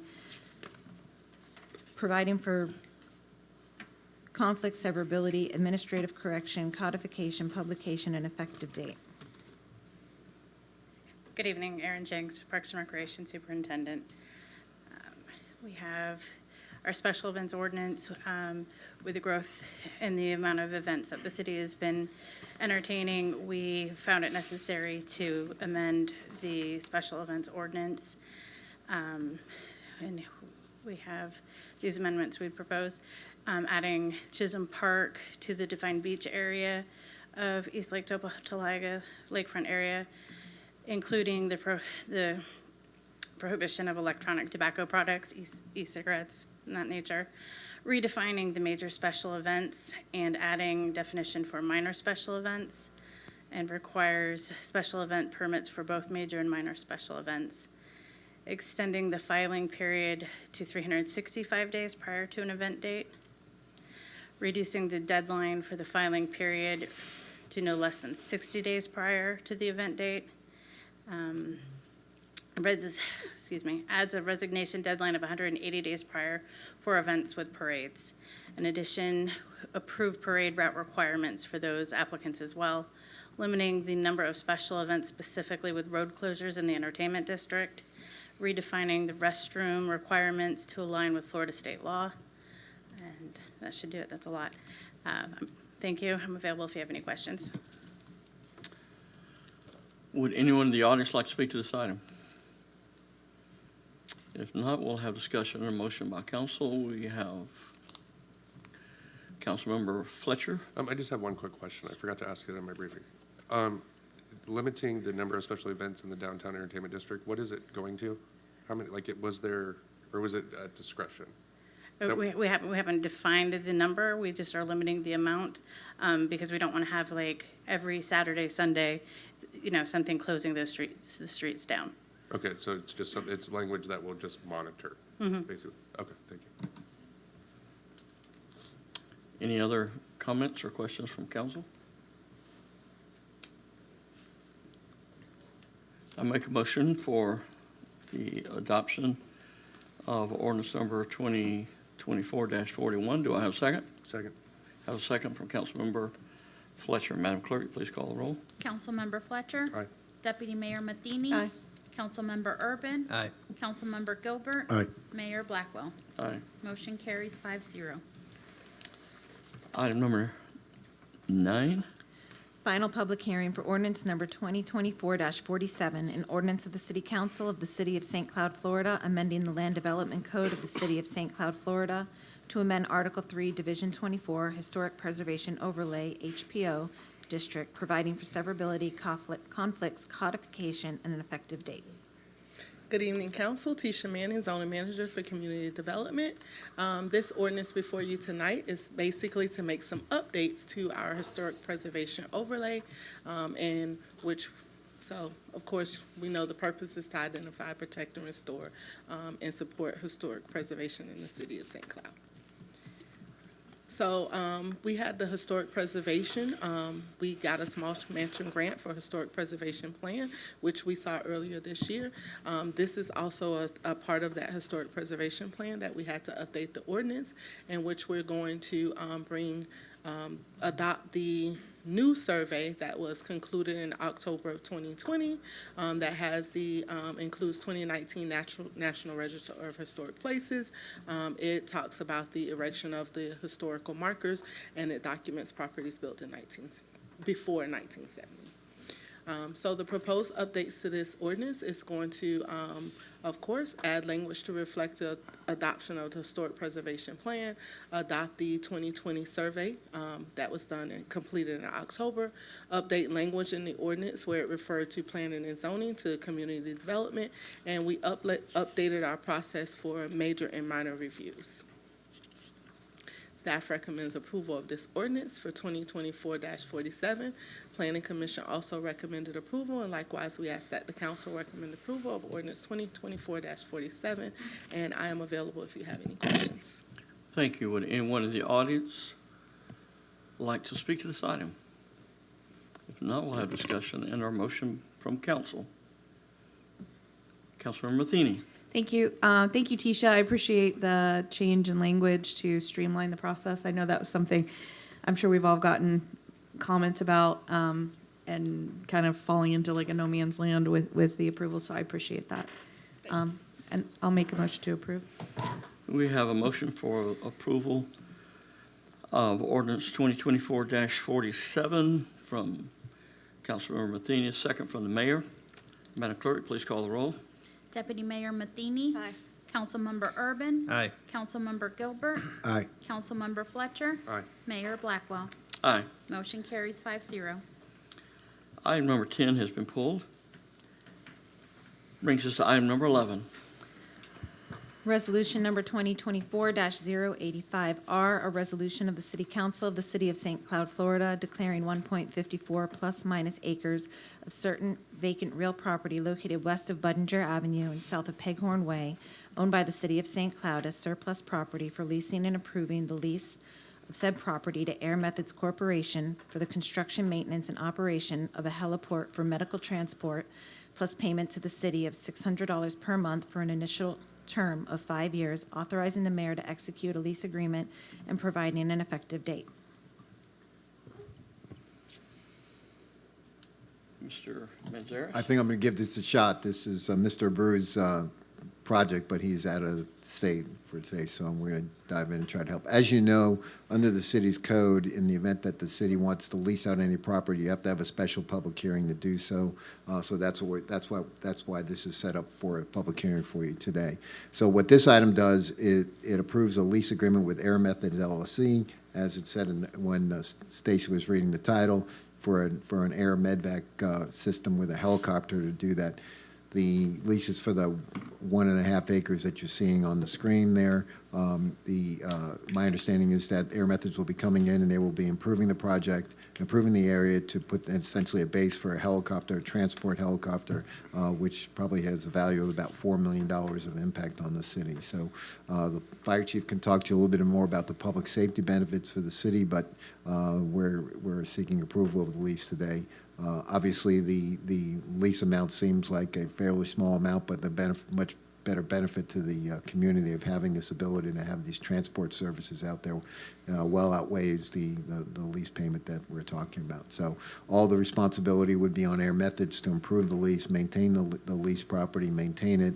The lease provides for an initial term of 5 years and then 2 renewals of 5 years thereafter each. So we're requesting approval of Resolution 2024-085R. All right. Mr. Miller, would you like to speak to this item?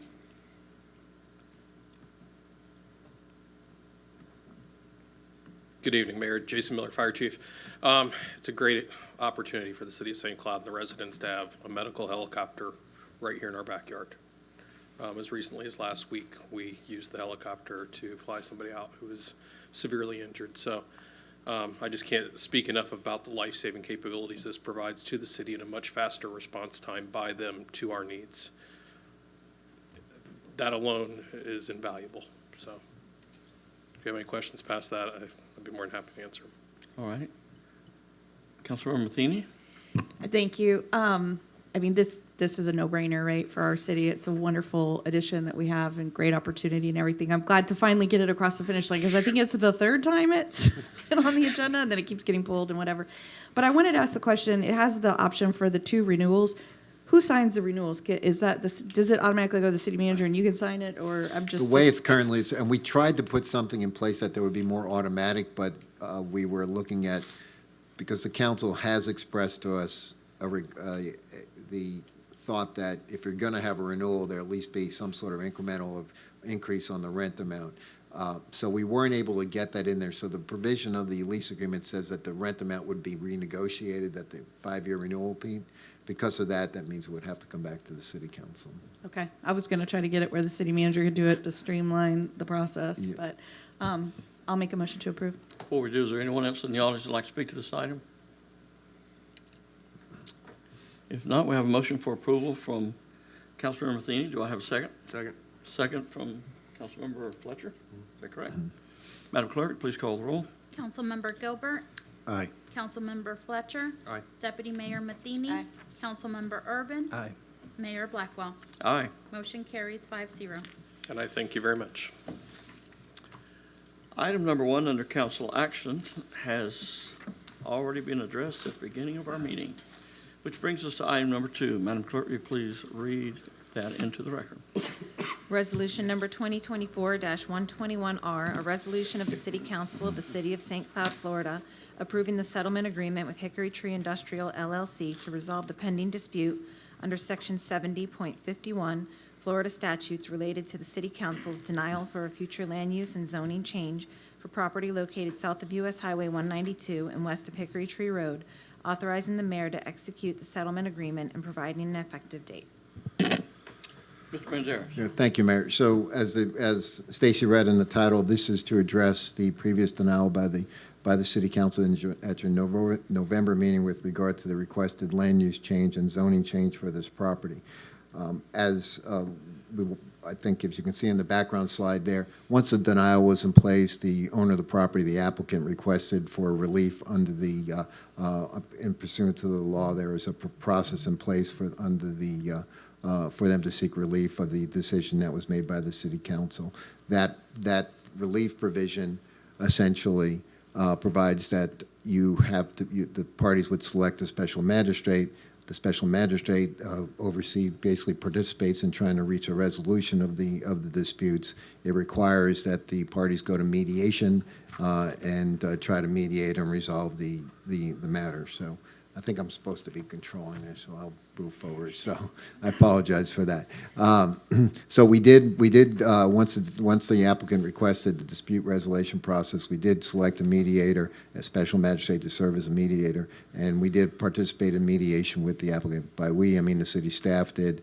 City staff and our office participated with the owner of the property. And as you recall, this project had to do with the operation of a concrete crushing facility, as we're calling it, and the tenant or the operator of that facility was also participated in the mediation. We mediated on January 31st and March 4th of this year, and before you tonight is the proposed settlement agreement for your consideration and approval. The process, again, as I said, indicated that we had to go to mediation. We tried to work out on what city staff and the applicant tried to do is to try to get, like you do in mediation, to get together and try to come up with a reasonable solution that would be try to be beneficial to both parties.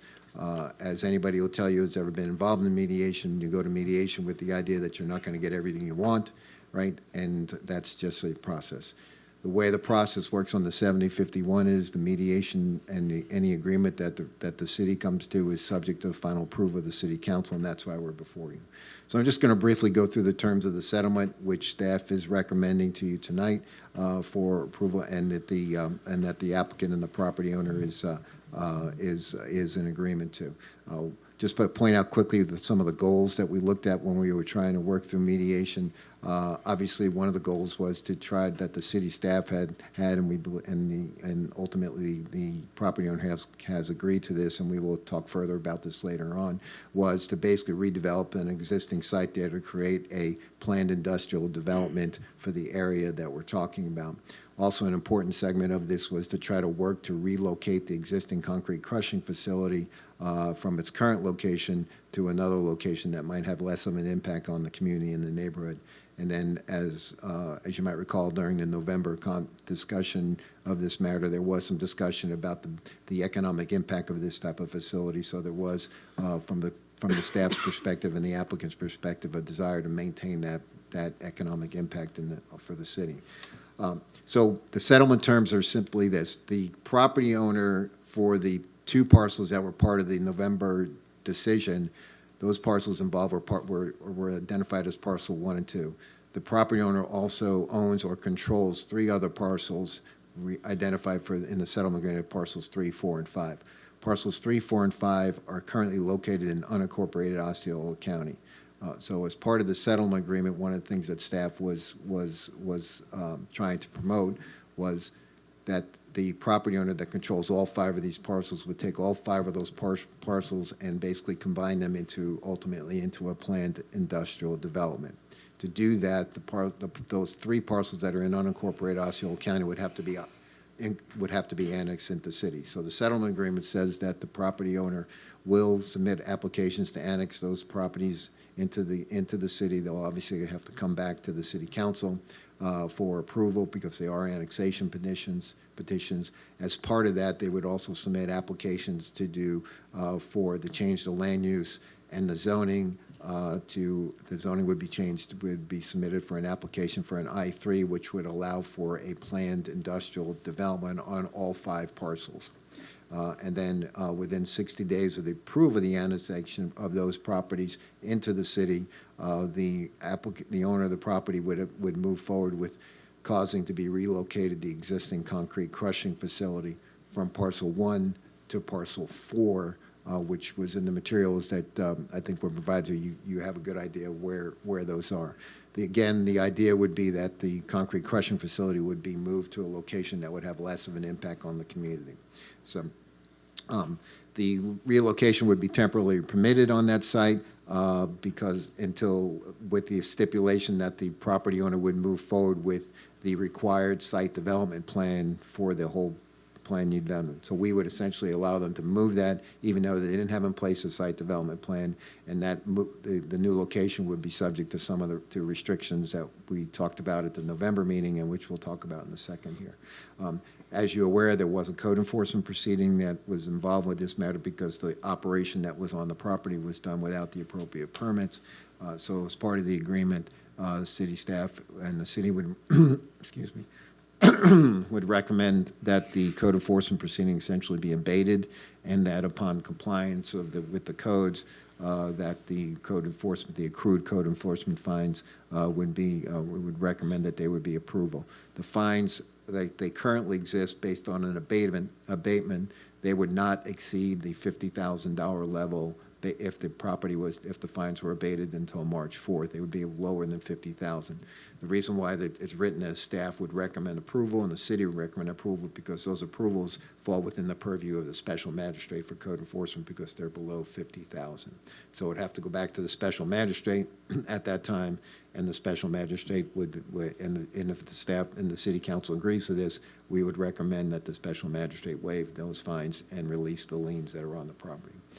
Also, as part of the settlement, staff agreed to some specifics with regard to the future planned industrial development.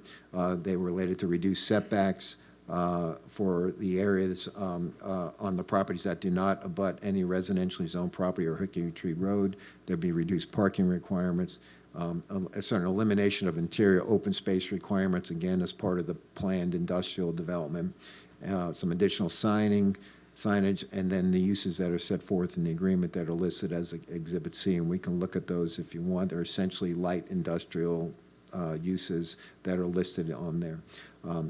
The applicant on parcel 1, which is on, in parcel 3, which is currently located in unincorporated Osceola County, has expressed a desire to move an existing trucking facility that's to parcel 1. So the planned industrial development would allow for the removal of that current operation that's operating in unincorporated Osceola County, move that from parcel 1 to parcel 3. Parcel 3 to parcel 1.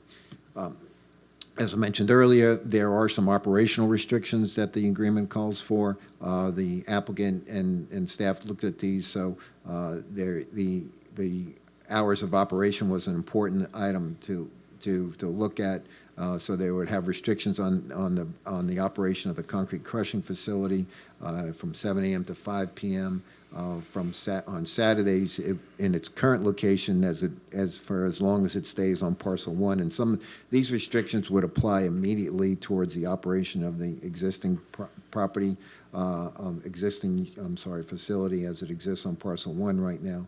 So the operations would immediately be limited to 7 to 5 p.m., Saturday 8 to 2 in the existing location. Once it's moved to the parcel 4, the Saturday hours would be extended by another hour from 8 to 3. And the property in both locations, they would be closed on Sundays. The operation would be closed on Sundays, Thanksgiving, Christmas, New Year's, Memorial Day, Independence Day, and Labor Day.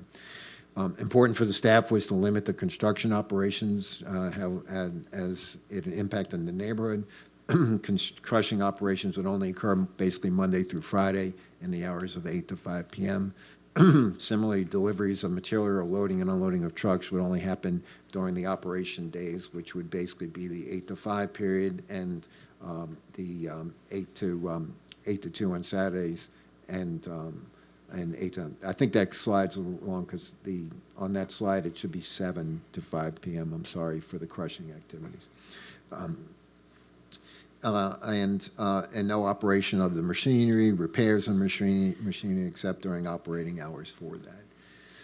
In addition, they have agreed to do noise mitigation immediately. The noise from the concrete crushing operations on parcel 1 shall not exceed the decibel levels that are contained in the slide here today.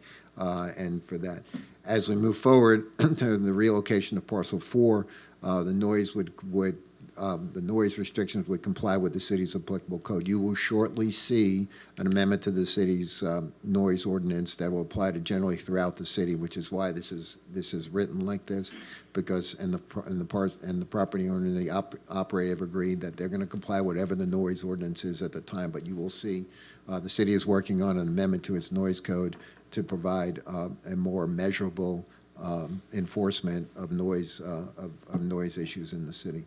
There's a requirement to address the dust mitigation, which would mean for routine watering of the parcel of the property. The material, as we understand it, as you might recall, there's essentially a staging area for the material that's going to run through the concrete crushing facility. So as that material is sitting in piles, getting waited to go into the crusher and other issues, they're going to water that so that they can mitigate the dust that comes from that.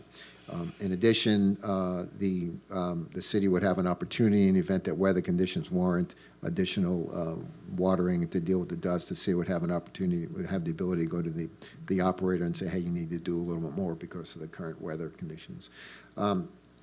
Outdoor storage, it was important to maintain the setbacks for outdoor storage from Hickory Tree Road, and that's what another stipulation requires. In addition, there would, due to the movement and how the operation is, once the facility is relocated to parcel 4, there may be a need for a certain amount of the material that hasn't gone through the crusher yet to remain on parcel 1. So as long as that material remains on parcel 1, the outside storage of that material would be essentially, it would be screened from public view by opaque fencing, and they would keep that for as long as it's on the parcel 1 piece of it. That's generally the terms of the condition of the settlement we're proposing to you. We know it's a lot, but a lot of the restrictions were all part of the items that were that came before you in November. We've added several more to try to address this with the goal of trying to take all 5 of these parcels into one planned industrial development for the community and to be able to do it. And so staff's recommending approval. I think the representative of the property owner is here, and we're happy to answer any questions. I'd like to ask a question before I ask the applicant to come up.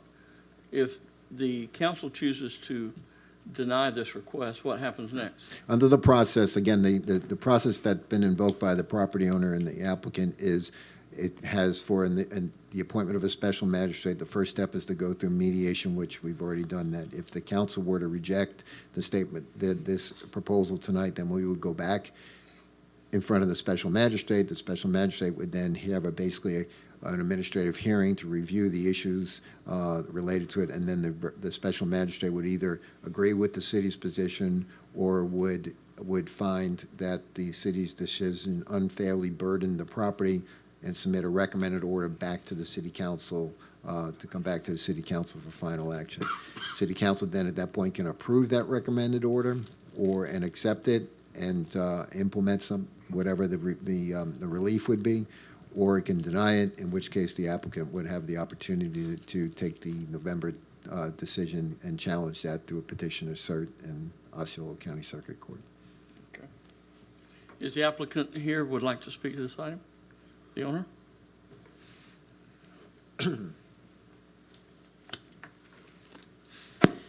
Good evening, Mayor, council members. Brent Spain, Theriac and Spain, 1809 Edgewater Drive, Orlando, Florida, for the record. We don't have a presentation this evening. I'm just here to ask for the council's support of this settlement agreement. As Mr. Manzares indicated, both parties went through 2 full days of mediation. They were separated by several weeks so that the parties could go back and sort of brainstorm internally, come back for the second day. Even after that second day of mediation, I think Mr. Manzares and I circulate draft settlement agreements over a period of several months, receiving additional feedback and requests for additional conditions.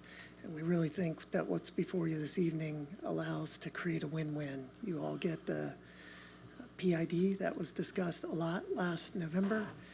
You get additional acreage coming in, and we also address the concern to move that crushing facility further from existing residential neighborhoods.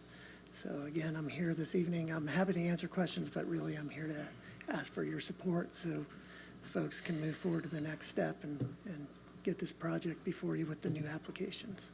Thank you very much. Yep. Skip Stowers, you're up first.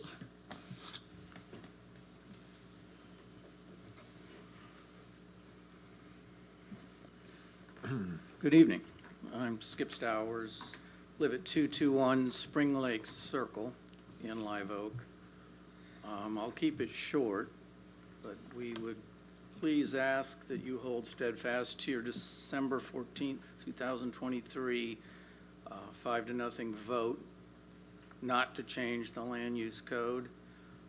After hearing your attorney, I'm completely confused about what they want to do here, but it sounds like to me they want to expand this facility into 3 more parcels, but we're all confused with that. There'd be more of us here tonight, but we weren't informed of this meeting and what it was about. But we would like you to hold to your decision that you made back in December. I had a question on the $35,000 this company owed the city, and I didn't understand the answer other than that it'll be going away if it becomes a city property. So if Mr. Smain or someone would like to tell us what, we don't know what parcels 3 and 4, it seems like they're going to expand the facility. And it's already a very ugly, unsightly facility, unlike the ones next to it. The cement plant there has put up a beautiful wall. They're neat, they're clean. They're a little noisy at sometimes, but they're acceptable. OUC has just built a beautiful facility with trees and sidewalks. And then you get to his client and it's a mess. It's a complete mess.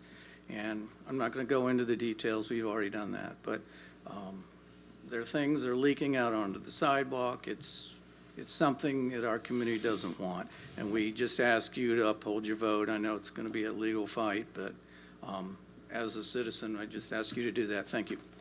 Thank you. Mr. Manzarek? Yeah, and I apologize. So I think I left that as part of the presentation. So part of the reason why staff wanted to do it was okay with moving forward with the planned industrial development because it allowed for further planning of all 5 of these parcels that are in there. Among the potential would be the expansion or extension of a wall similar to the wall that the gentleman just mentioned along the exterior portion of that of the PID along the Hickory Tree Road to be able to do that. So that's part of the plan proposal so that the area would look a little nicer. With regard to, and I understand that it can be confusing for folks that aren't involved in this, the concrete crushing facility, which has been the main discussion points with the impetus of the impact on the community, that would only occur on that one parcel 4. The rest of the properties would be able to be developed similar for example, similar to the trucking facility that exists on the one parcel already. So what's going on in that same neighborhood would be part of this PID already, but they would not be able to expand that particular concrete crushing facility beyond that, what we're talking about, the relocation. Oh, and if I could, on the fine thing, again, the code enforcement fines at $30,000. That's part of the recommendation should compliance be made. That's entirely up to the city council and ultimately entirely up to the special magistrate at the time that would come up. Thank you. Deborah Stowers.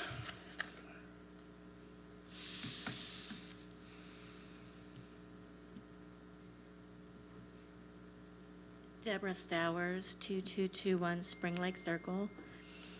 First, I want to thank you for your vote in November to oppose the change in the zoning. My big concern is that it remains the zoning was supposed to be, which was, our understanding was light industrial. This business is dirty, dusty, ugly, and in short, it would be like living next to a construction project that was permanent and never ended. I just want to be able, hopefully, that you'll ensure that these parcels are restricted to uses that are not like that. Thank you. Thank you, Ms. Stowers. Ken Polczynski. Help me, brother. Mayor Blackwell, I'm sure that's a challenge. Ken Polczynski. I like that. I live at 2027 Live Oak Boulevard. Thank you for your time, Deputy Mayor, council members. As the 2 previous just spoke, I ask you to oppose this change. There was discussion about an opaque fence that would be erected. Opaque fence won't hide a 20, 30-foot mound of dirt and gravel and stuff like that. Talking about noise abatement in the November meeting we had here, there was discussion by a sound engineer of how tall of a wall it would take to contain the noise that's proposed or happening with this facility. It's already bad. Moving a trucking company from parcel 4 to parcel 1, I know you already know traffic woes on Hickory Tree. Moving a trucking company in there is going to be another problem. So it just goes on and how difficult this is. Don't know the motivation for moving from parcel 1 to parcel 4. The belief is it's going to move it 300 feet away from Live Oak Estates or Live Oak, which would keep us from being notified when future meetings happens about this land use, and we would not be notified. So I'm not sure what the motivation is there, but asking you, City Council, to please disapprove the changes. Thank you for your time. Thank you, Ken. Wayne And I'm not sure about that last name either. Yeah, my name's Wayne Schultz. I live at 2240 Spring Lake Circle. I'm asking that you all stay with your vote also. I mean, you all voted on it, and ever since the vote that he was supposed to slow down, it's gotten 3 times worse in noise, all hours. The dirt has gotten worse. I mean, I'm cleaning my pool area every few days. I gotta hose it all down because of the dirt blowing across that area there. And the noise, and then all these trucks now, I mean, it's gotten 3 times worse than it originally was. And if he expands it, it's gonna be suicide over there. I mean, we already got dirt piles moving into Hickory Tree, covering the sidewalk. It's just disgusting. I hope you all stand by what you decided the first time and stick with it. We hope so. Because it's really making the city look dumpy. And it, it just doesn't belong there. It belongs out in Holy Paul somewhere, out by the garbage dump, not there. But thank you for your time. Thank you, Wayne. Would anyone else in the audience like to speak to this item? Please step forward, state your name and address, and please fill out a form before you turn. There you go, you're ahead of me. My name is Jeff Shepler. I live at 2209 Spring Lake Circle, St. Cloud, Florida. I represent myself, my wife, and my parents who own the house at 2191 Spring Lake Circle. Until this meeting, I didn't realize that rock crushing facility is only going to be moved south. And has anybody in Hickory Hollow been notified of this? Because it's closer to them. And with it moving south, I think it's even closer to my house. So I would suggest that you vote no.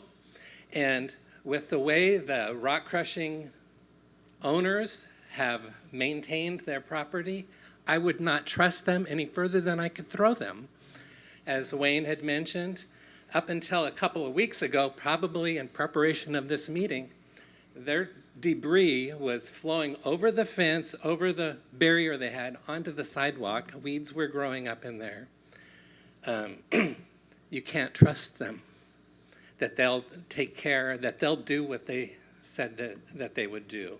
And a wall in that situation will do nothing as far as noise. Dust is still going to be there. Our neighborhood, we used to have company that would come to our house, they'd pull in our driveway, and this is any day of the week, even when the cement plants were there, and they'd say, "This is such a peaceful neighborhood." We can't say that anymore because there's a constant roar. White noise does not agree with me, and that's what this is. We can't have our windows open because there's this constant roar going on in the background.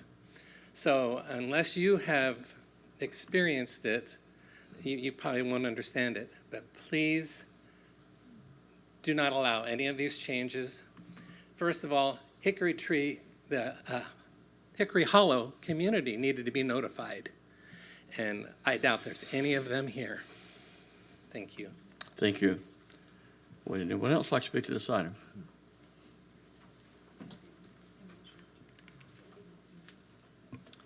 Hey, Mayor, fellow council members, again, Brent Spain for the record, and there were some questions that were brought up, and it seems that there's some confusion amongst some in the audience about what actually the settlement agreement does. We're not expanding any facility. The rock crushing facility is not expanding. And Dan, I don't know if you all have the aerial, that's the exhibit to the settlement agreement, so it could be put on the overhead. But we're relocating the existing facility to parcel 4. The settlement agreement requires that the facility, the mobile crusher, be located in the furthest northeastern or northwestern corner so that it's backs up against an existing undeveloped area. Under the settlement agreement, the list of uses do not allow any additional cement plants or cement processing plants anywhere in the entire PID. So this ensures that there won't be any additional concrete facilities in the area. And by bringing the property into the city, it forecloses us from doing it in the county. Some of the uses that want to be in this PID, I have the owners that have parcel 5 under contract. It's a doggy daycare facility. So they're waiting for us to get the settlement agreement approved so we can move forward with the revised development applications, and they can come in with the site plan for their doggy daycare facility again, which it's my understanding there isn't one of those anywhere in the city of St. Cloud. And that doggy daycare facility, parcel 5, is immediately adjacent to parcel 4, where this facility would be located. As far as noise, we've already committed immediately during the mediation itself. It was part of the terms in which to continue the mediation to self-impose the 70 decibel requirement being read from any residential property, which is above and beyond the city code requirement, and that will remain in effect while the operation is on parcel 1, and then when it moves from parcel 1 to parcel 4, we will need to comply with the city's noise ordinance, just like any other business. With respect to trying to avoid notice, we're not trying to avoid any notice. This was the area we looked at during the settlement discussions to move it as far away from the existing neighborhood that had shown up in the November meeting last fall. The settlement agreement requires notice for all future public hearings. In fact, there's a provision in there, while it says that the city agrees to expeditiously process and consider the revised development application, it's all subject to required public hearings and notice. So no one's trying to circumvent that. In fact, because it's all part of one PID, I presume that the measurement is probably going to be from the entire PID boundary. So again, I mean, a lot of effort went into this, a lot of man and woman hours went into this proposal.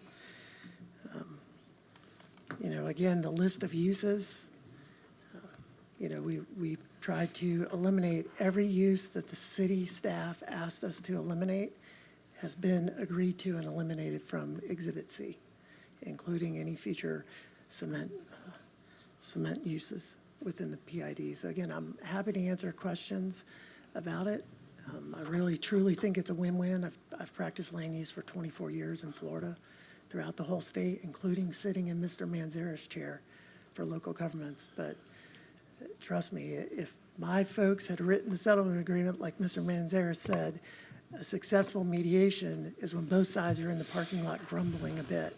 And I can assure you there was plenty of grumbling on my client's side, but we're looking for a situation or a solution that works for the city as well as the overall development of this property. Thanks, sir. Mr. And I Manzara. just want to confirm, so when the applications, if the council approves this tonight, and when the applications come back, the applications will be for all 5 of the parcels that are on your screen. So anybody that received the required notice for parcel 1 would also receive the required notice for the rest of these because of the fact that all parcels will be part of the same application. So if they got notice for the November hearing because they live within the distance requirements of parcel 1, they would get it for any future meetings. Thank you. Do you have anything else? No. Would anyone else like to speak to this item? If not, we will have discussion, questions or motions by council. Councilmember Matheny, your light was on first. Thank you. First, I appreciate the time that everybody spent in mediation, like going through this process. Unfortunately for me, it's like we're trying to beat a square peg into a round hole here, and the moving the development to the south, like combining the parcels, I mean, that was immediately the first thing I said. Well, you're just moving closer to Hickory Hollow. Like Hickory Hollow is going to be, we're moving away from existing development. You can't because of the location. I mean, it's just not the right location. We went through all this stuff the first time it came before us, and we all voted 5-0 not to move it forward. I'm hoping we're going to have the same vote tonight.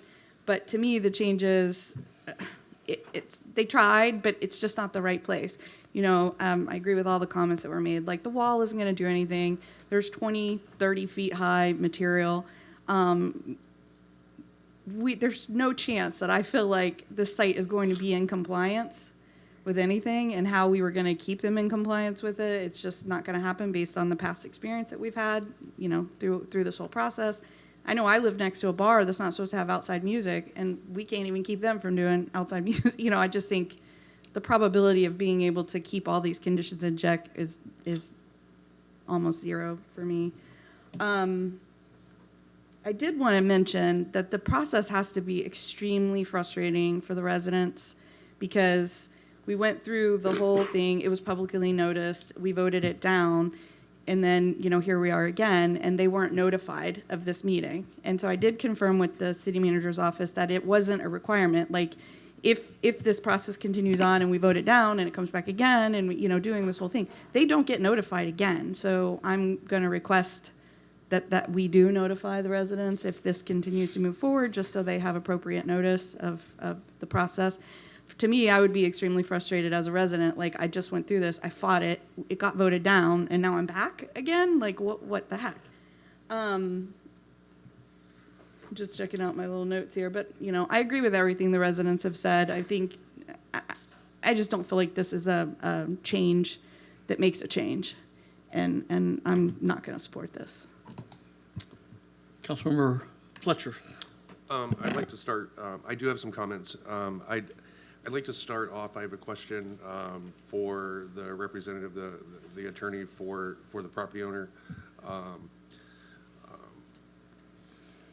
You know, as, I know this has been an ongoing thing, you know, I've learned a lot about settlement agreements here in the last year and a half. And I would like to commend Dan and his staff for the amount of work that has went into putting this together. It's you know, I'm speaking to the residents, really. You know, it's their job to come up with the best solution possible, and then, you know, hope that the five of us can improve it. My question is during this process, there's code enforcement action that's been continuing. So has the machine turned off while we've been negotiating this agreement, sir? No. It hasn't turned, so the operation has continued during the entire time that we're trying to reach an agreement with the city to waive all of the fees and all of this stuff in this agreement? Yeah, what happened, council member, is as a result of the first mediation, and neither Dan or I can speak to the specifics that happened in rooms in mediation, but at the end of the first mediation, there was an agreement between the parties that they signed to agree to continue the mediation.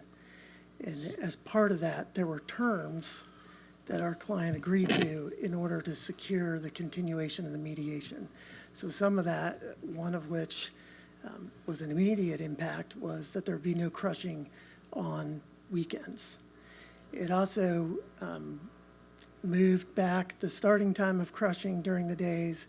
It immediately imposed the decibel requirement, which would be a violation on us as of that, which there's nothing that requires that. That was all part of the agreement to continue the mediation. So the hours, not on the holidays, no crushing on Saturday. I'm trying to think what else was in that written agreement to continue. But there wasn't a condition in there that said, in order to continue mediation, you have to stop Because all for operations. For me, you know, if I'm trying to come up with an agreement, you know, those piles have went from what they were to 20 times the size. Like, you can't even see the operation anymore. The piles are so high. And then, you know, we just annexed in Live Oak, I believe phase 2. They were talking about making sure that we take care of taxpayer money. The amount of time that city staff has put into this is absolutely unbelievable. The code enforcement file is this big. Like, if I ask for it, they'll have to haul it down on a cart. And since we were here in November, we did go to the magistrate, the code enforcement magistrate, and there was an order entered. And so that's one of the things that ends up getting resolved globally. This is almost a global settlement. Not only does it resolve any potential litigation arising from last November's decision, it also solves any disputes that the parties have arising from the code enforcement magistrate entered an order, I think, maybe in January or February. I forget the date. February. So, February. So it resolves that. It ends up our client waives any claims, potential claims against the city. And while I understand, I represent neighbors, and really coming out of a mediation, this is what representing neighbors I would look for is, hey, are the hours getting kicked back? They are on the new location. There's no crushing on Saturday. The comment about, well, you're going to see the piles, no wall can hide the piles. These piles at the new location are not going to be up by the roadside. They're back on the rear middle part of the property, and the building is out on the roadside. That's part of the site development plan. They have to come in and get a site development plan reviewed and approved by staff in the city. There will be a wall within, I think it's within 60 days of the city council's approval of the annexation and rezoning and land use change. They have to submit for the building permit to build a wall along parcels 4 and 5. So that's coming right out of the gate. Those sort of what I would say mitigation measures are going into effect at the new location. So, you know, really when you look at it, and I'm not here to predict sides and where things fall down, but the neighbors, and I've represented them, they view it as last November they won. And I understand this board decided to deny our application as it was submitted then.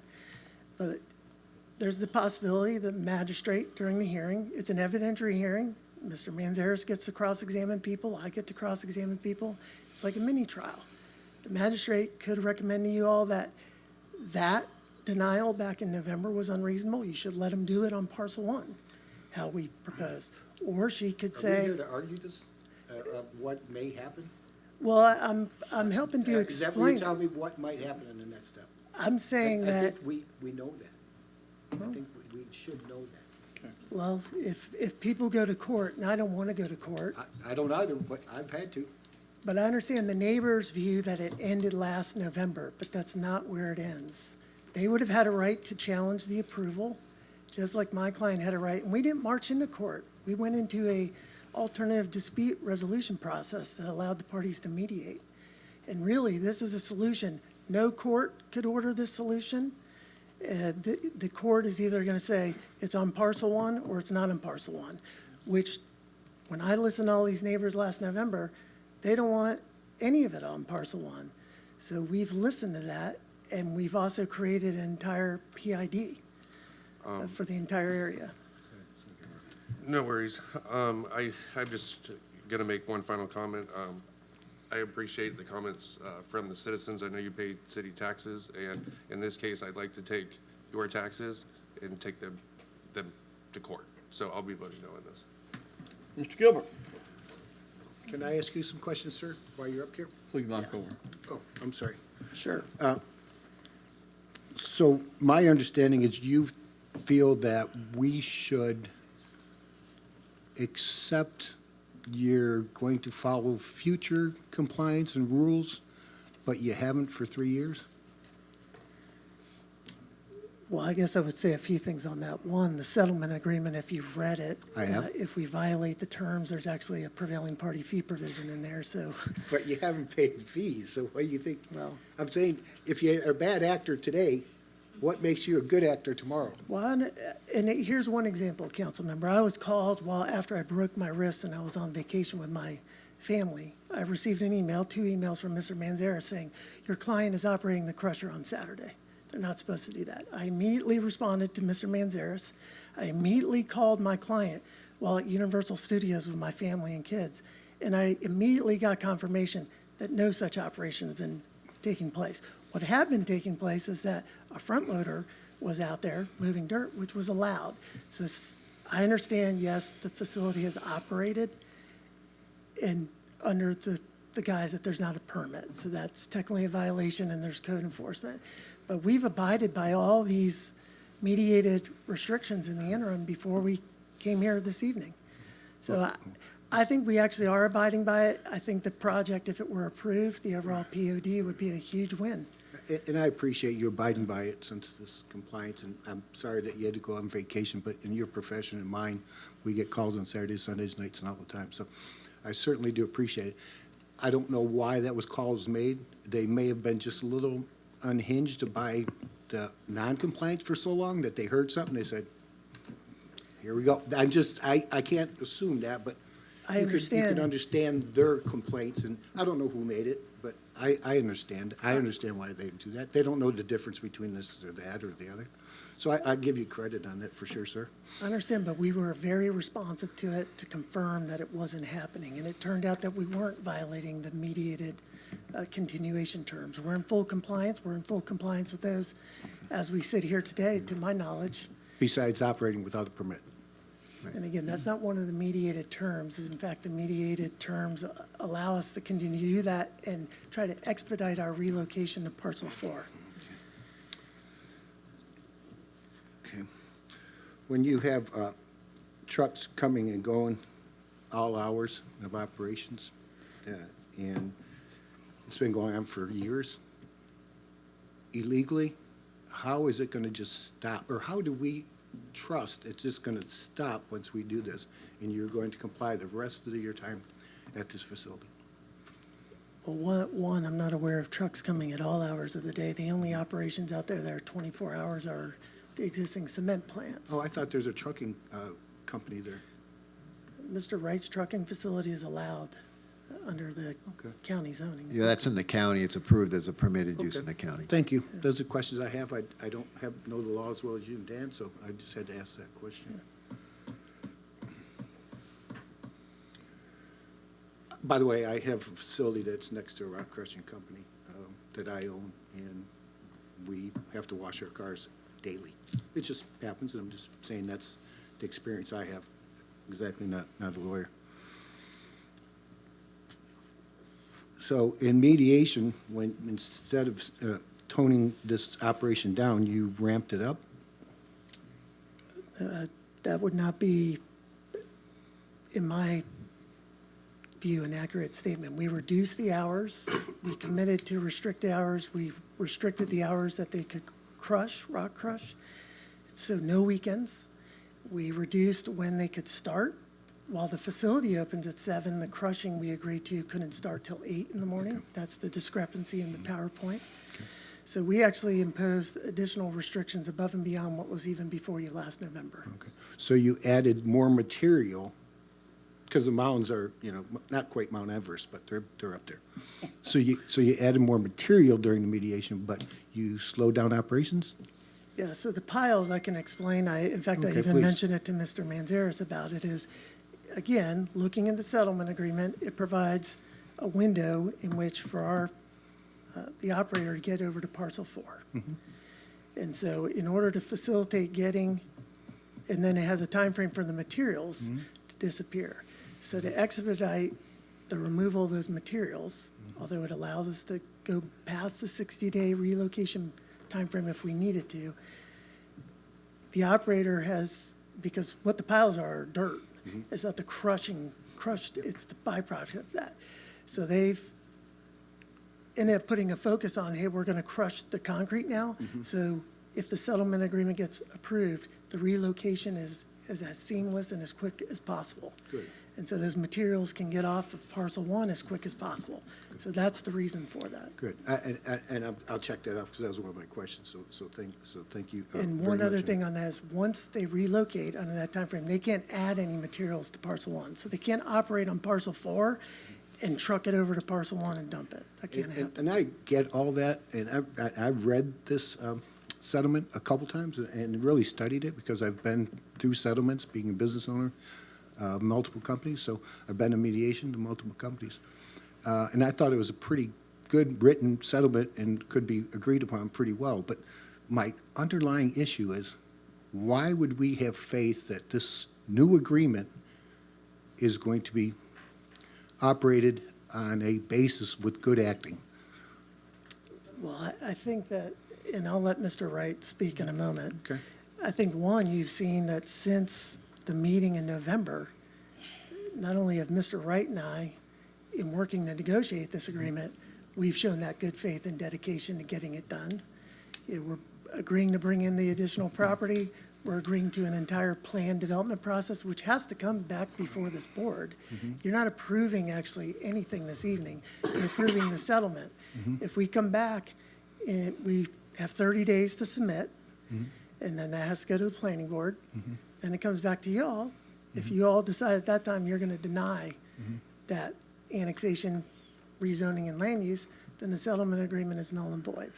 And we're back to where we are now. That was a great answer, because that was another question I was going to ask, and that was a great answer. So this is not a decision for it to be final. This is a decision to move forward with the settlement, correct? That's Yes. correct, Okay. and There's reasons follow up- for that. Yeah, well, follow-up, we couldn't approve some of the final approvals that will be needed for the operation and the entire 5 parcels to be developed. Require public hearings, public notice, planning commission stuff, review of the staff, all that, the regular process that you run into from a development perspective. And at every step, the council, that comes in front of the council has to, at that time, would have the option of agreeing or not agreeing with whatever it presents to. And everybody that's required to get notice will get notice. Thank you. And Dan, I appreciate you saying that. I wanted that to go on record, so these citizens that come here and spend their time to give us their concerns, they understand this is not a done deal. I just want them to know that, and this is noted on record. This is just trying to get through to a settlement to move forward.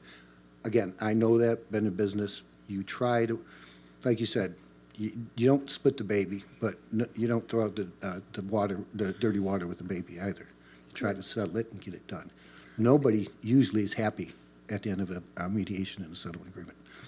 Both parties. Get that. We, I think, and I'm speaking for myself, would like to see this resolved. We really would. But we just, I'm saying we, just have this little bit of 5 years from now, different fines, regulations. You decide, hey, we got away with it. We're going to start moving stuff to parcel 1. And then we come in and say, hey, you get fined. And you say, fine me. It's cost of doing business.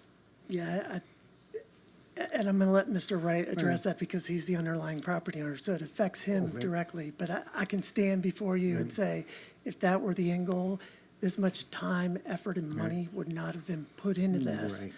Because those fines end up becoming liens on property. They have real potential effects. Or they do become nothing, and they get washed away.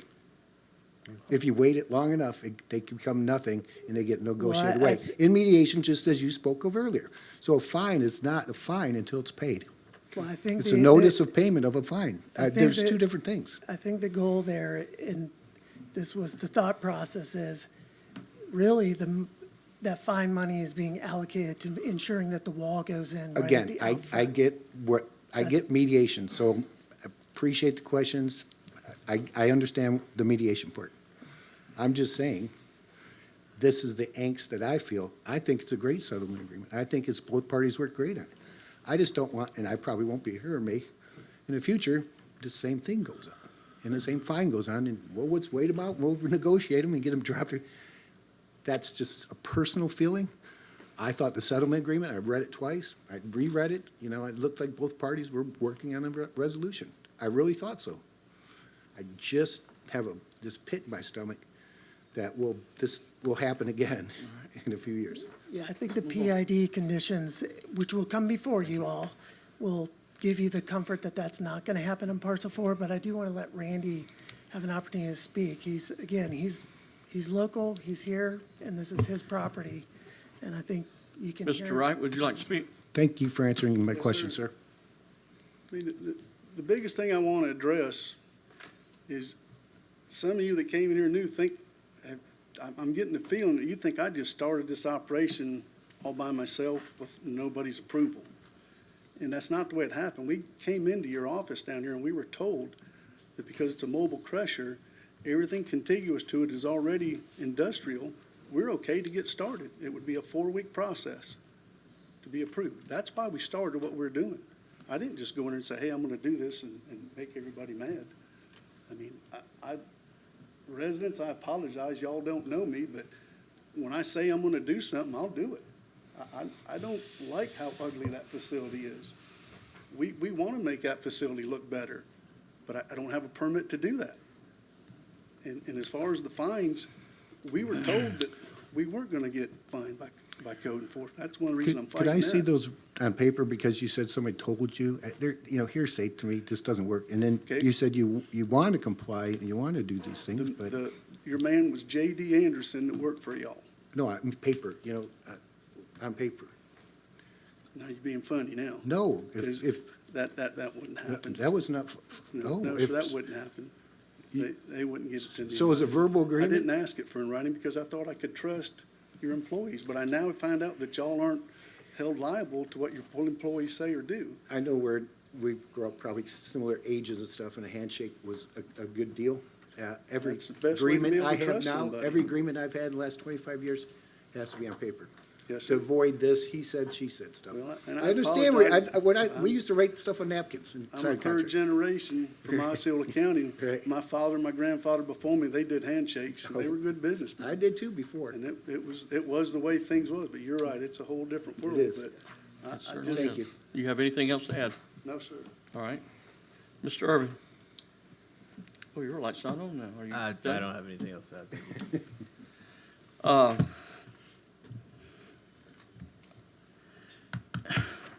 Mr. Wright, you have a beautiful piece of property. I'm certainly love the fact that we live in a country where you can buy land, develop land, and make a profit off that land. I'm certainly want you to be able to get the max amount of profit that you can from that property. However, you can't just walk into an office here and get a verbal approval and walk away and say, well, I can go ahead with it. We wouldn't be here today, I don't think, had this gone through the right approval process, brought before the council, been voted on, had they understood that. And, there's no need for me just to rehashing what's been said here, but it's very frustrating that, here we are trying to work out some kind of compromise and approval, but the conditions at this site have just simply gotten worse than it was when we first started.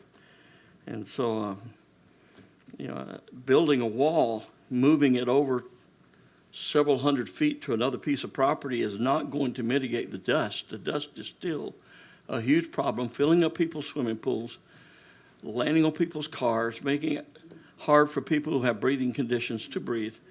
That's not going to change that. As a matter of fact, we're going to now be sending dust to a greater degree over into another development. And we're going to have another room full of very upset people if that were approved. So personally, I'm not going to be able to vote to approve this agreement myself. Ms. Matheny, Councilmember Matheny. Motion to deny. We have a motion to deny. Do I have a second? Second. I have a second, Councilmember Fletcher. Motion from Matheny for denial. Madam Clerk, you please call the roll. Councilmember Fletcher. Aye. Deputy Mayor Matheny. Aye. Councilmember Urban. Aye. Councilmember Gilbert. Nay. Mayor Blackwell. Did you vote nay on the, Yes. you're voting against the motion? Yes. For denial? Yes. Okay. I'll make sure you're clear on that. And I vote yes. Motion carries 4-1. Thank you. I guess we'll see you In court. in court. Thank you. Okay, that's fine. Brings us to item number 3. Discussion and possible action regarding the request for a reduction of lien for Code Enforcement Case 2024-69. The property address for this case is 500 Pennsylvania Avenue, St. Cloud, Florida.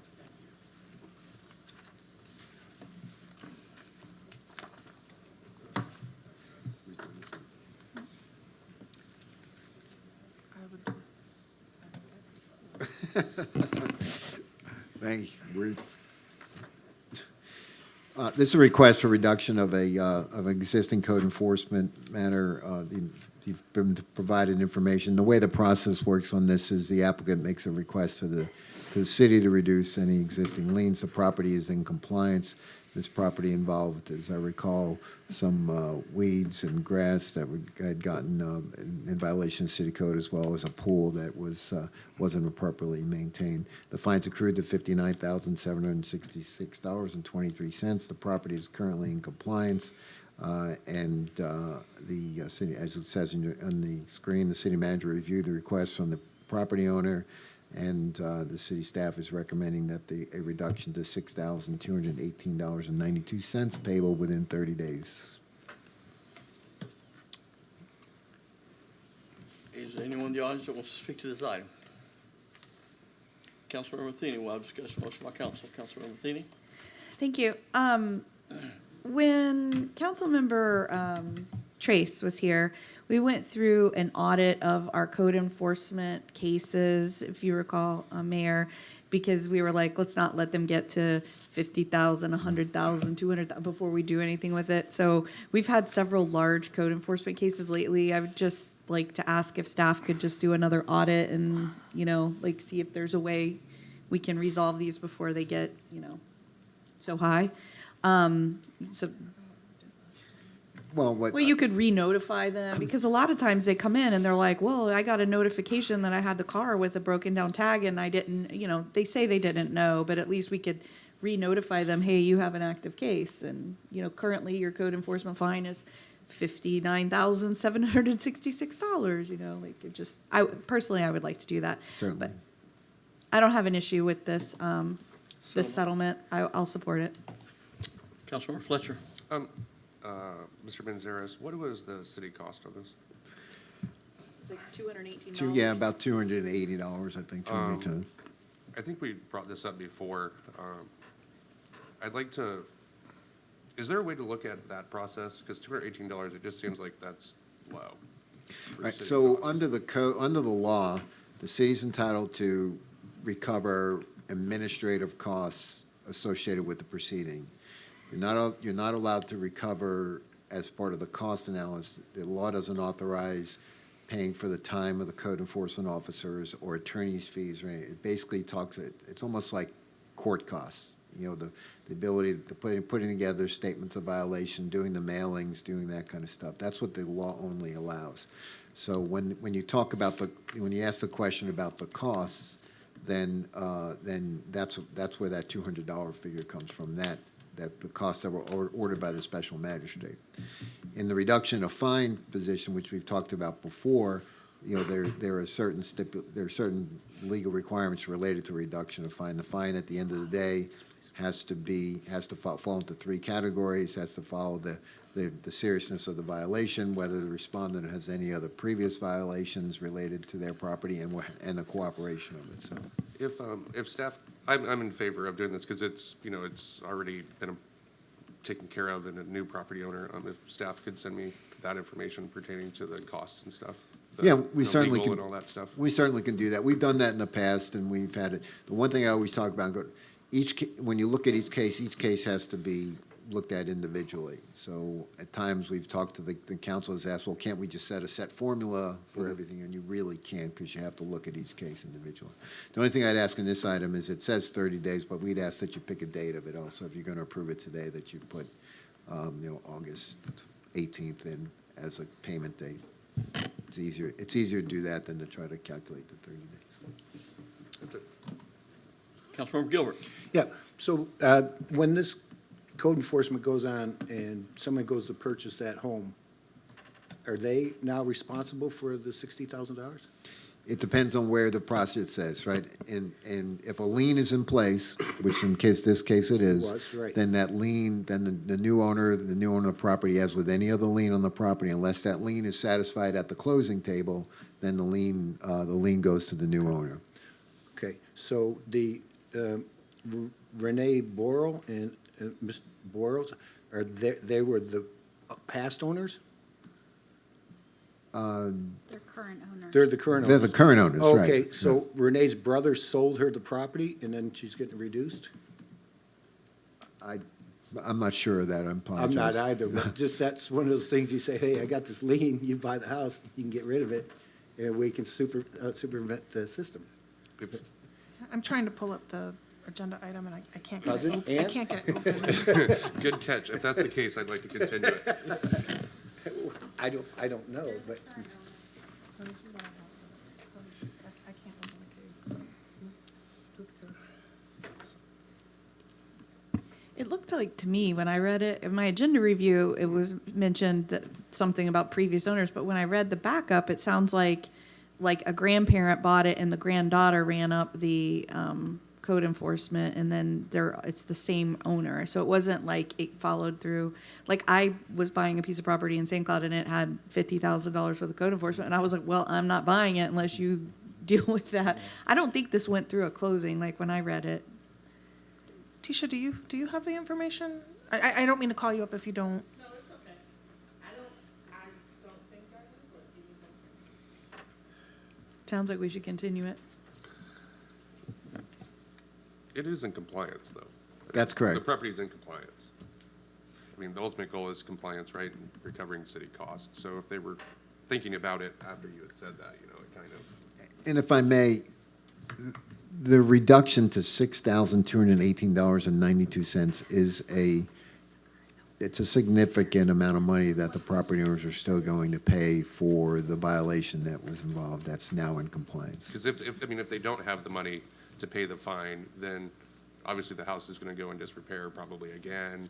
I mean, I'm not a fan of normally reducing them down either, but if they were able to get it all the way to compliance and they continue to maintain it, then.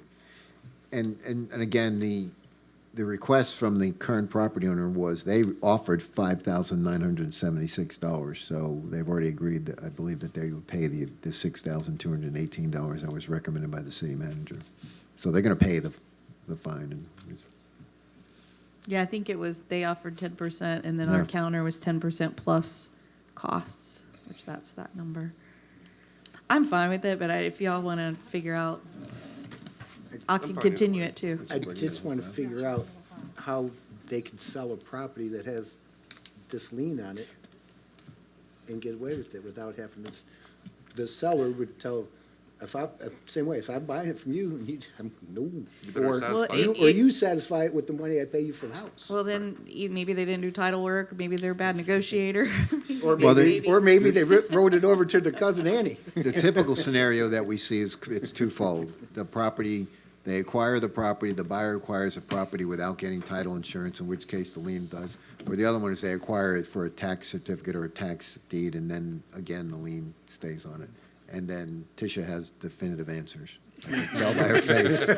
You gonna straighten us out, Elizabeth Manning?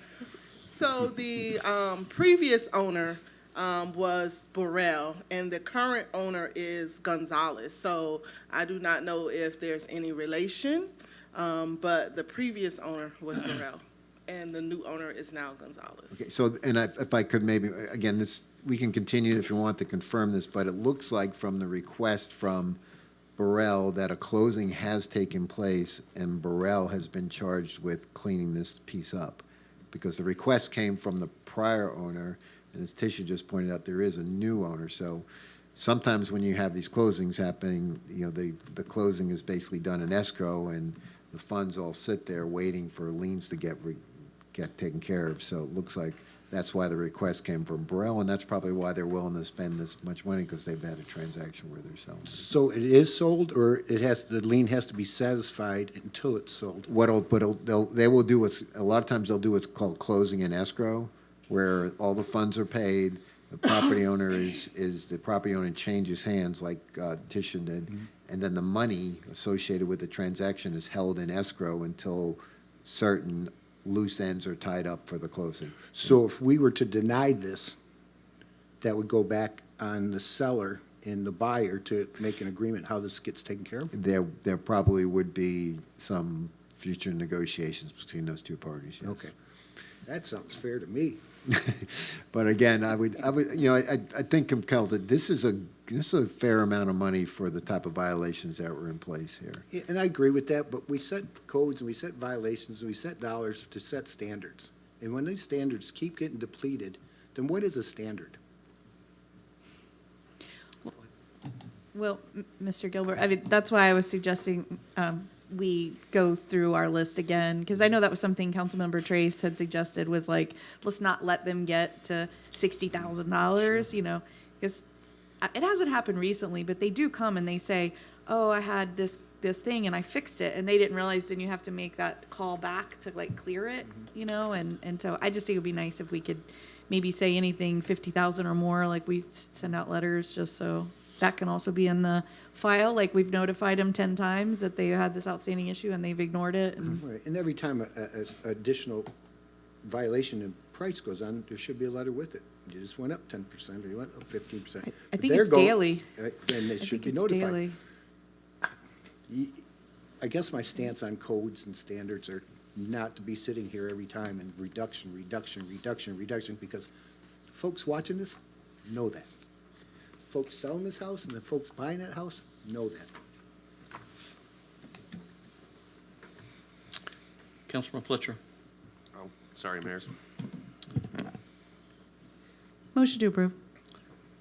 Second from the mayor. Madam Clerk, call the roll. With an August 18th payment date? August 18th payment date. Is Thank that you, ma'am. is that a weekday? I don't even know.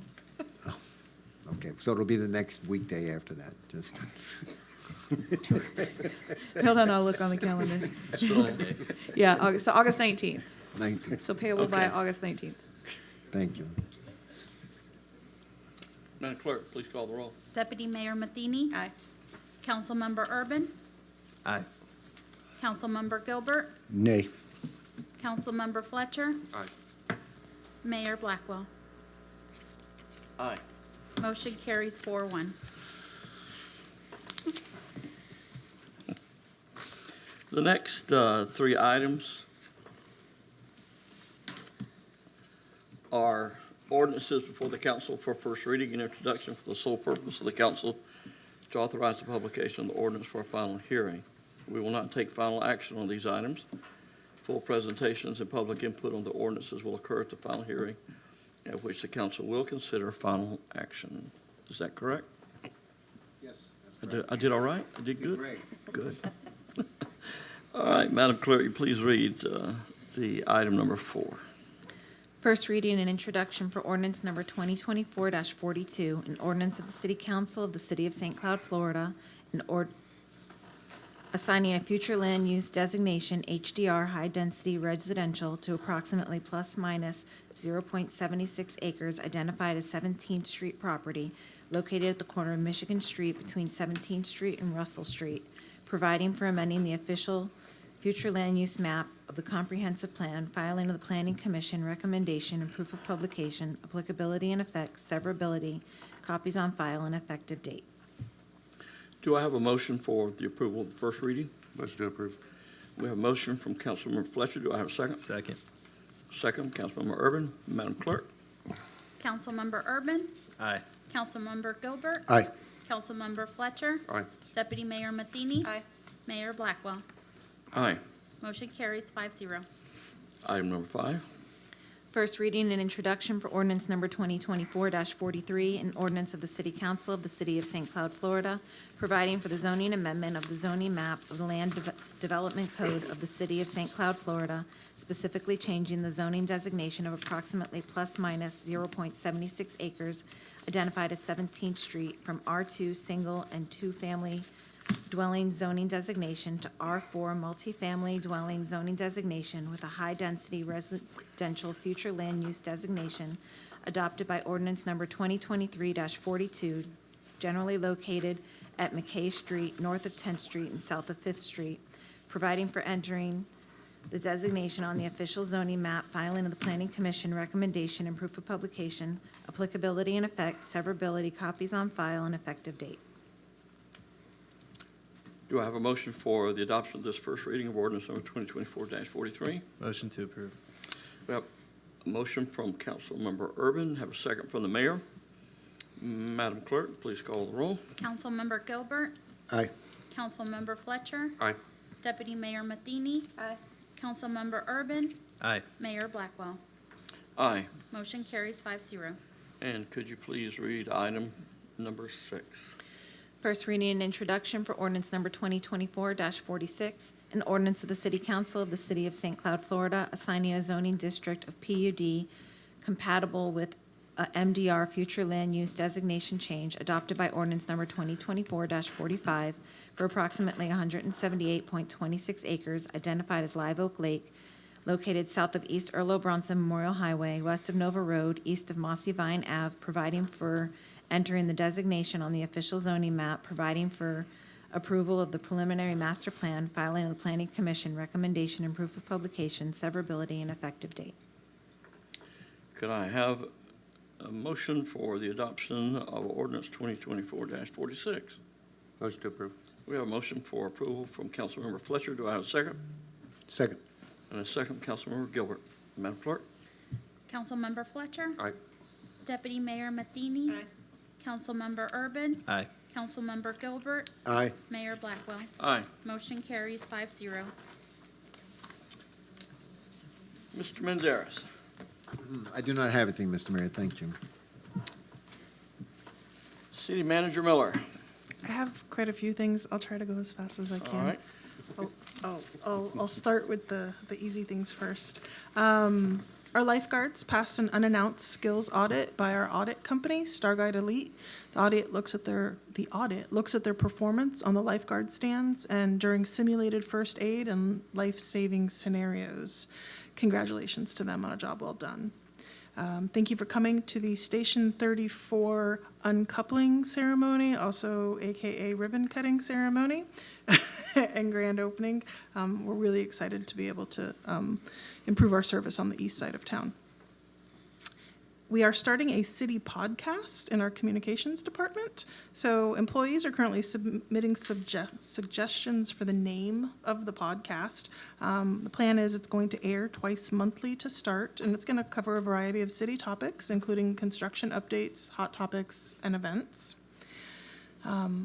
Chief Thompson, Lisa Thompson, in the fire department, she has worked for the city for 30 years, beginning in the finance department, ending in the fire department. Many of you may know her. She was spearheading the Christmas toy drive that the fire department did every year. She had fundraisers, golf tournaments. I think she used to be very involved with Pink Heels. I think she's still on the board. She is retiring at the end of the month, so we're very sorry to see her go. She's made such a positive impact on St. Cloud. So I'm going to forward you all an invitation to her retirement party, which is going to be on July 31st. I think we're trying to convince her to come to the council to get her watch, but I don't think she'll come. But she's really done a lot for St. Cloud, so we really appreciate her. So at least maybe she will hear everything that I just said. 10th Street.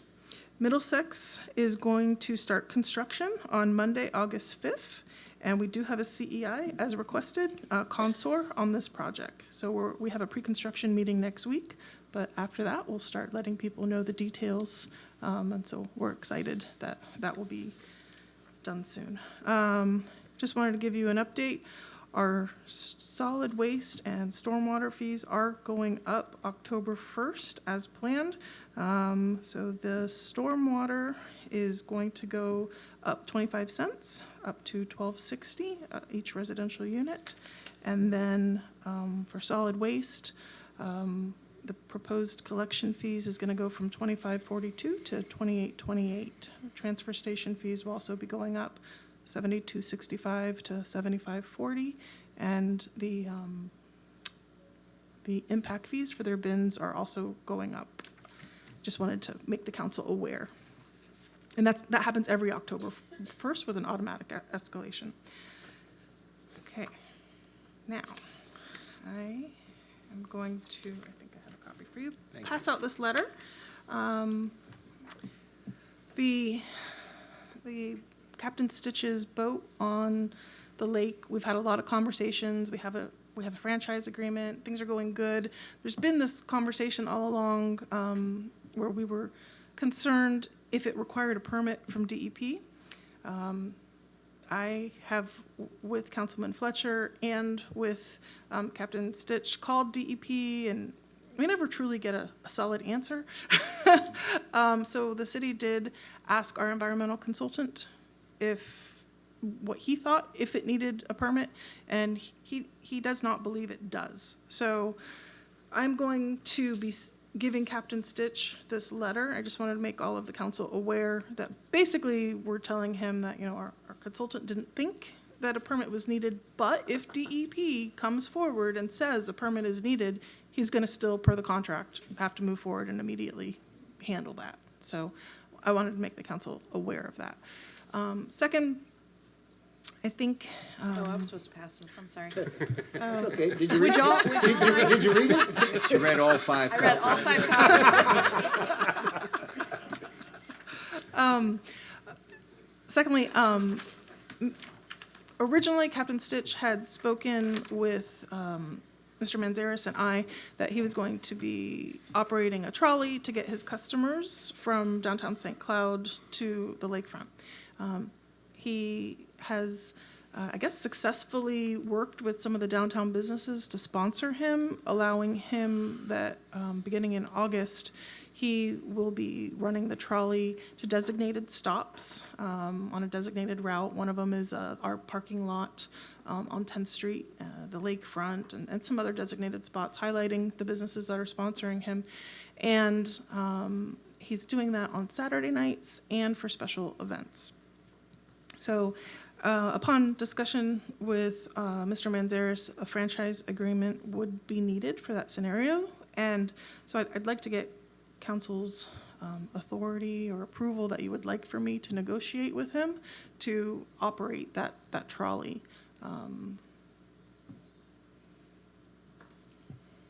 Can we just have a consensus among the council that we give you the authority to negotiate that? Is there any objections from the council? Okay, thank you. Get with it. Yep, we will return with that. See, I went really fast. Thank you very much.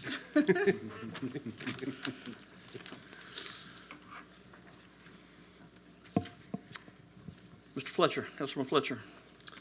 I'm going to try to make this real quick. I just want to say thank you to everybody. The fire chief, we got to open the fire station today, and that was a great experience. I'm sure that the residents in that area will be happy that our service times will be reduced, and super excited about that. Moving on again with public safety, I had the opportunity to go to the water gun battle. Showdown. Squirt gun battle with Trooper Steve and the chief. That was a lot of fun. It's the favorite part of this job is interacting with the community. And then just one final item real quick. I know that we had directed staff to take a look at if there was any properties in the CRA or at Lakefront to bring those to our attention.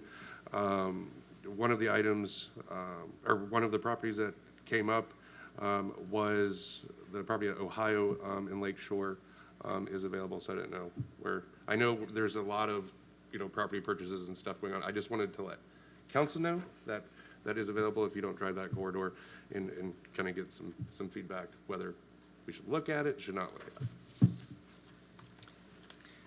it. If I could add in, so we did go back and look at the meeting. So I think there may be some confusion on my part, staff's part, on what exactly the consensus was. There was a comment made by Councilman Urban that said we should look at every vacant property in the downtown and the lakefront. But I didn't catch that from everyone, so I didn't take that as consensus. I'd really like to know, in addition to Councilman Fletcher's question, is do you want us actively looking at any vacant property? Because, we have that list of properties and we would work on that. Funding is obviously an issue. We don't have lots of opportunities for funding, but Councilman Fletcher did ask me to find out how much was available in parks impact fees that could help us purchase this lot. And currently, we have approximately $4.9 million. Now, please remember, that's also going to be used for some other park projects that we have ongoing, although I do understand the value of land. It's vacant right now. It's cheaper while it's vacant. just wanted to add that additional. Thank you for that clarification. And then, taking into consideration, draft future land use maps and things of that nature, looking into the future, that was the only reason that I brought it up. But if the council has no interest in it, then I just want to let you guys know. It's the only time we can talk. Done? Yes. Councilmember Matheny, you have your line up? Yeah, I mean, I guess I feel like this is just the normal course of business. The city should be looking around at vacant properties and looking at your master plans and looking at opportunity. I mean, I brought this up years and years ago, right? And I was like, do we not have someone assigned to be watching the real estate and keeping an eye on it? And I thought, when I talked to you last, city manager, I thought we were maybe getting some help with that. Like, did you tell me that we were getting some real estate help? But yeah, I'm like, yeah, absolutely. Everybody should be looking at property, and then we should be putting our thinking caps on and like, hey, we could use it for this. I mean, that's how we got the Virginia Park. Was an opportunity came up, and then at the time, some council members were not supporting it. No one up here. Some council members were not supporting it because they're like, well, it's not in the master plan. I'm like, well, the master plan's an idea. It's not. If you don't have the land, I mean, so then we made it a neighborhood park, and it's wildly successful. So I think, yeah, absolutely, we need to be looking for it. I mean, I don't feel like you need direction from us on that. And that's literally the same exact scenario. The property was presented to the city.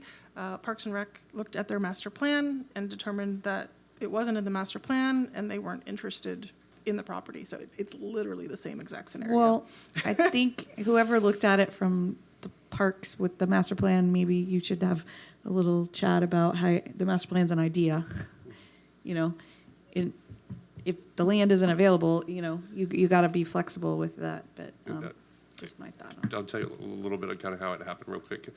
Is so I drove by and I was like, oh, I'm interested in this, how this would be good for the city. So I called, and the resident said, well, I reached out to the city 3 weeks ago, and they told me that they don't want it. And I was like, what? So then that's when I got with the city manager. I think, yeah, so that's it. To your point, I would be interested in that property, and yes, I still am.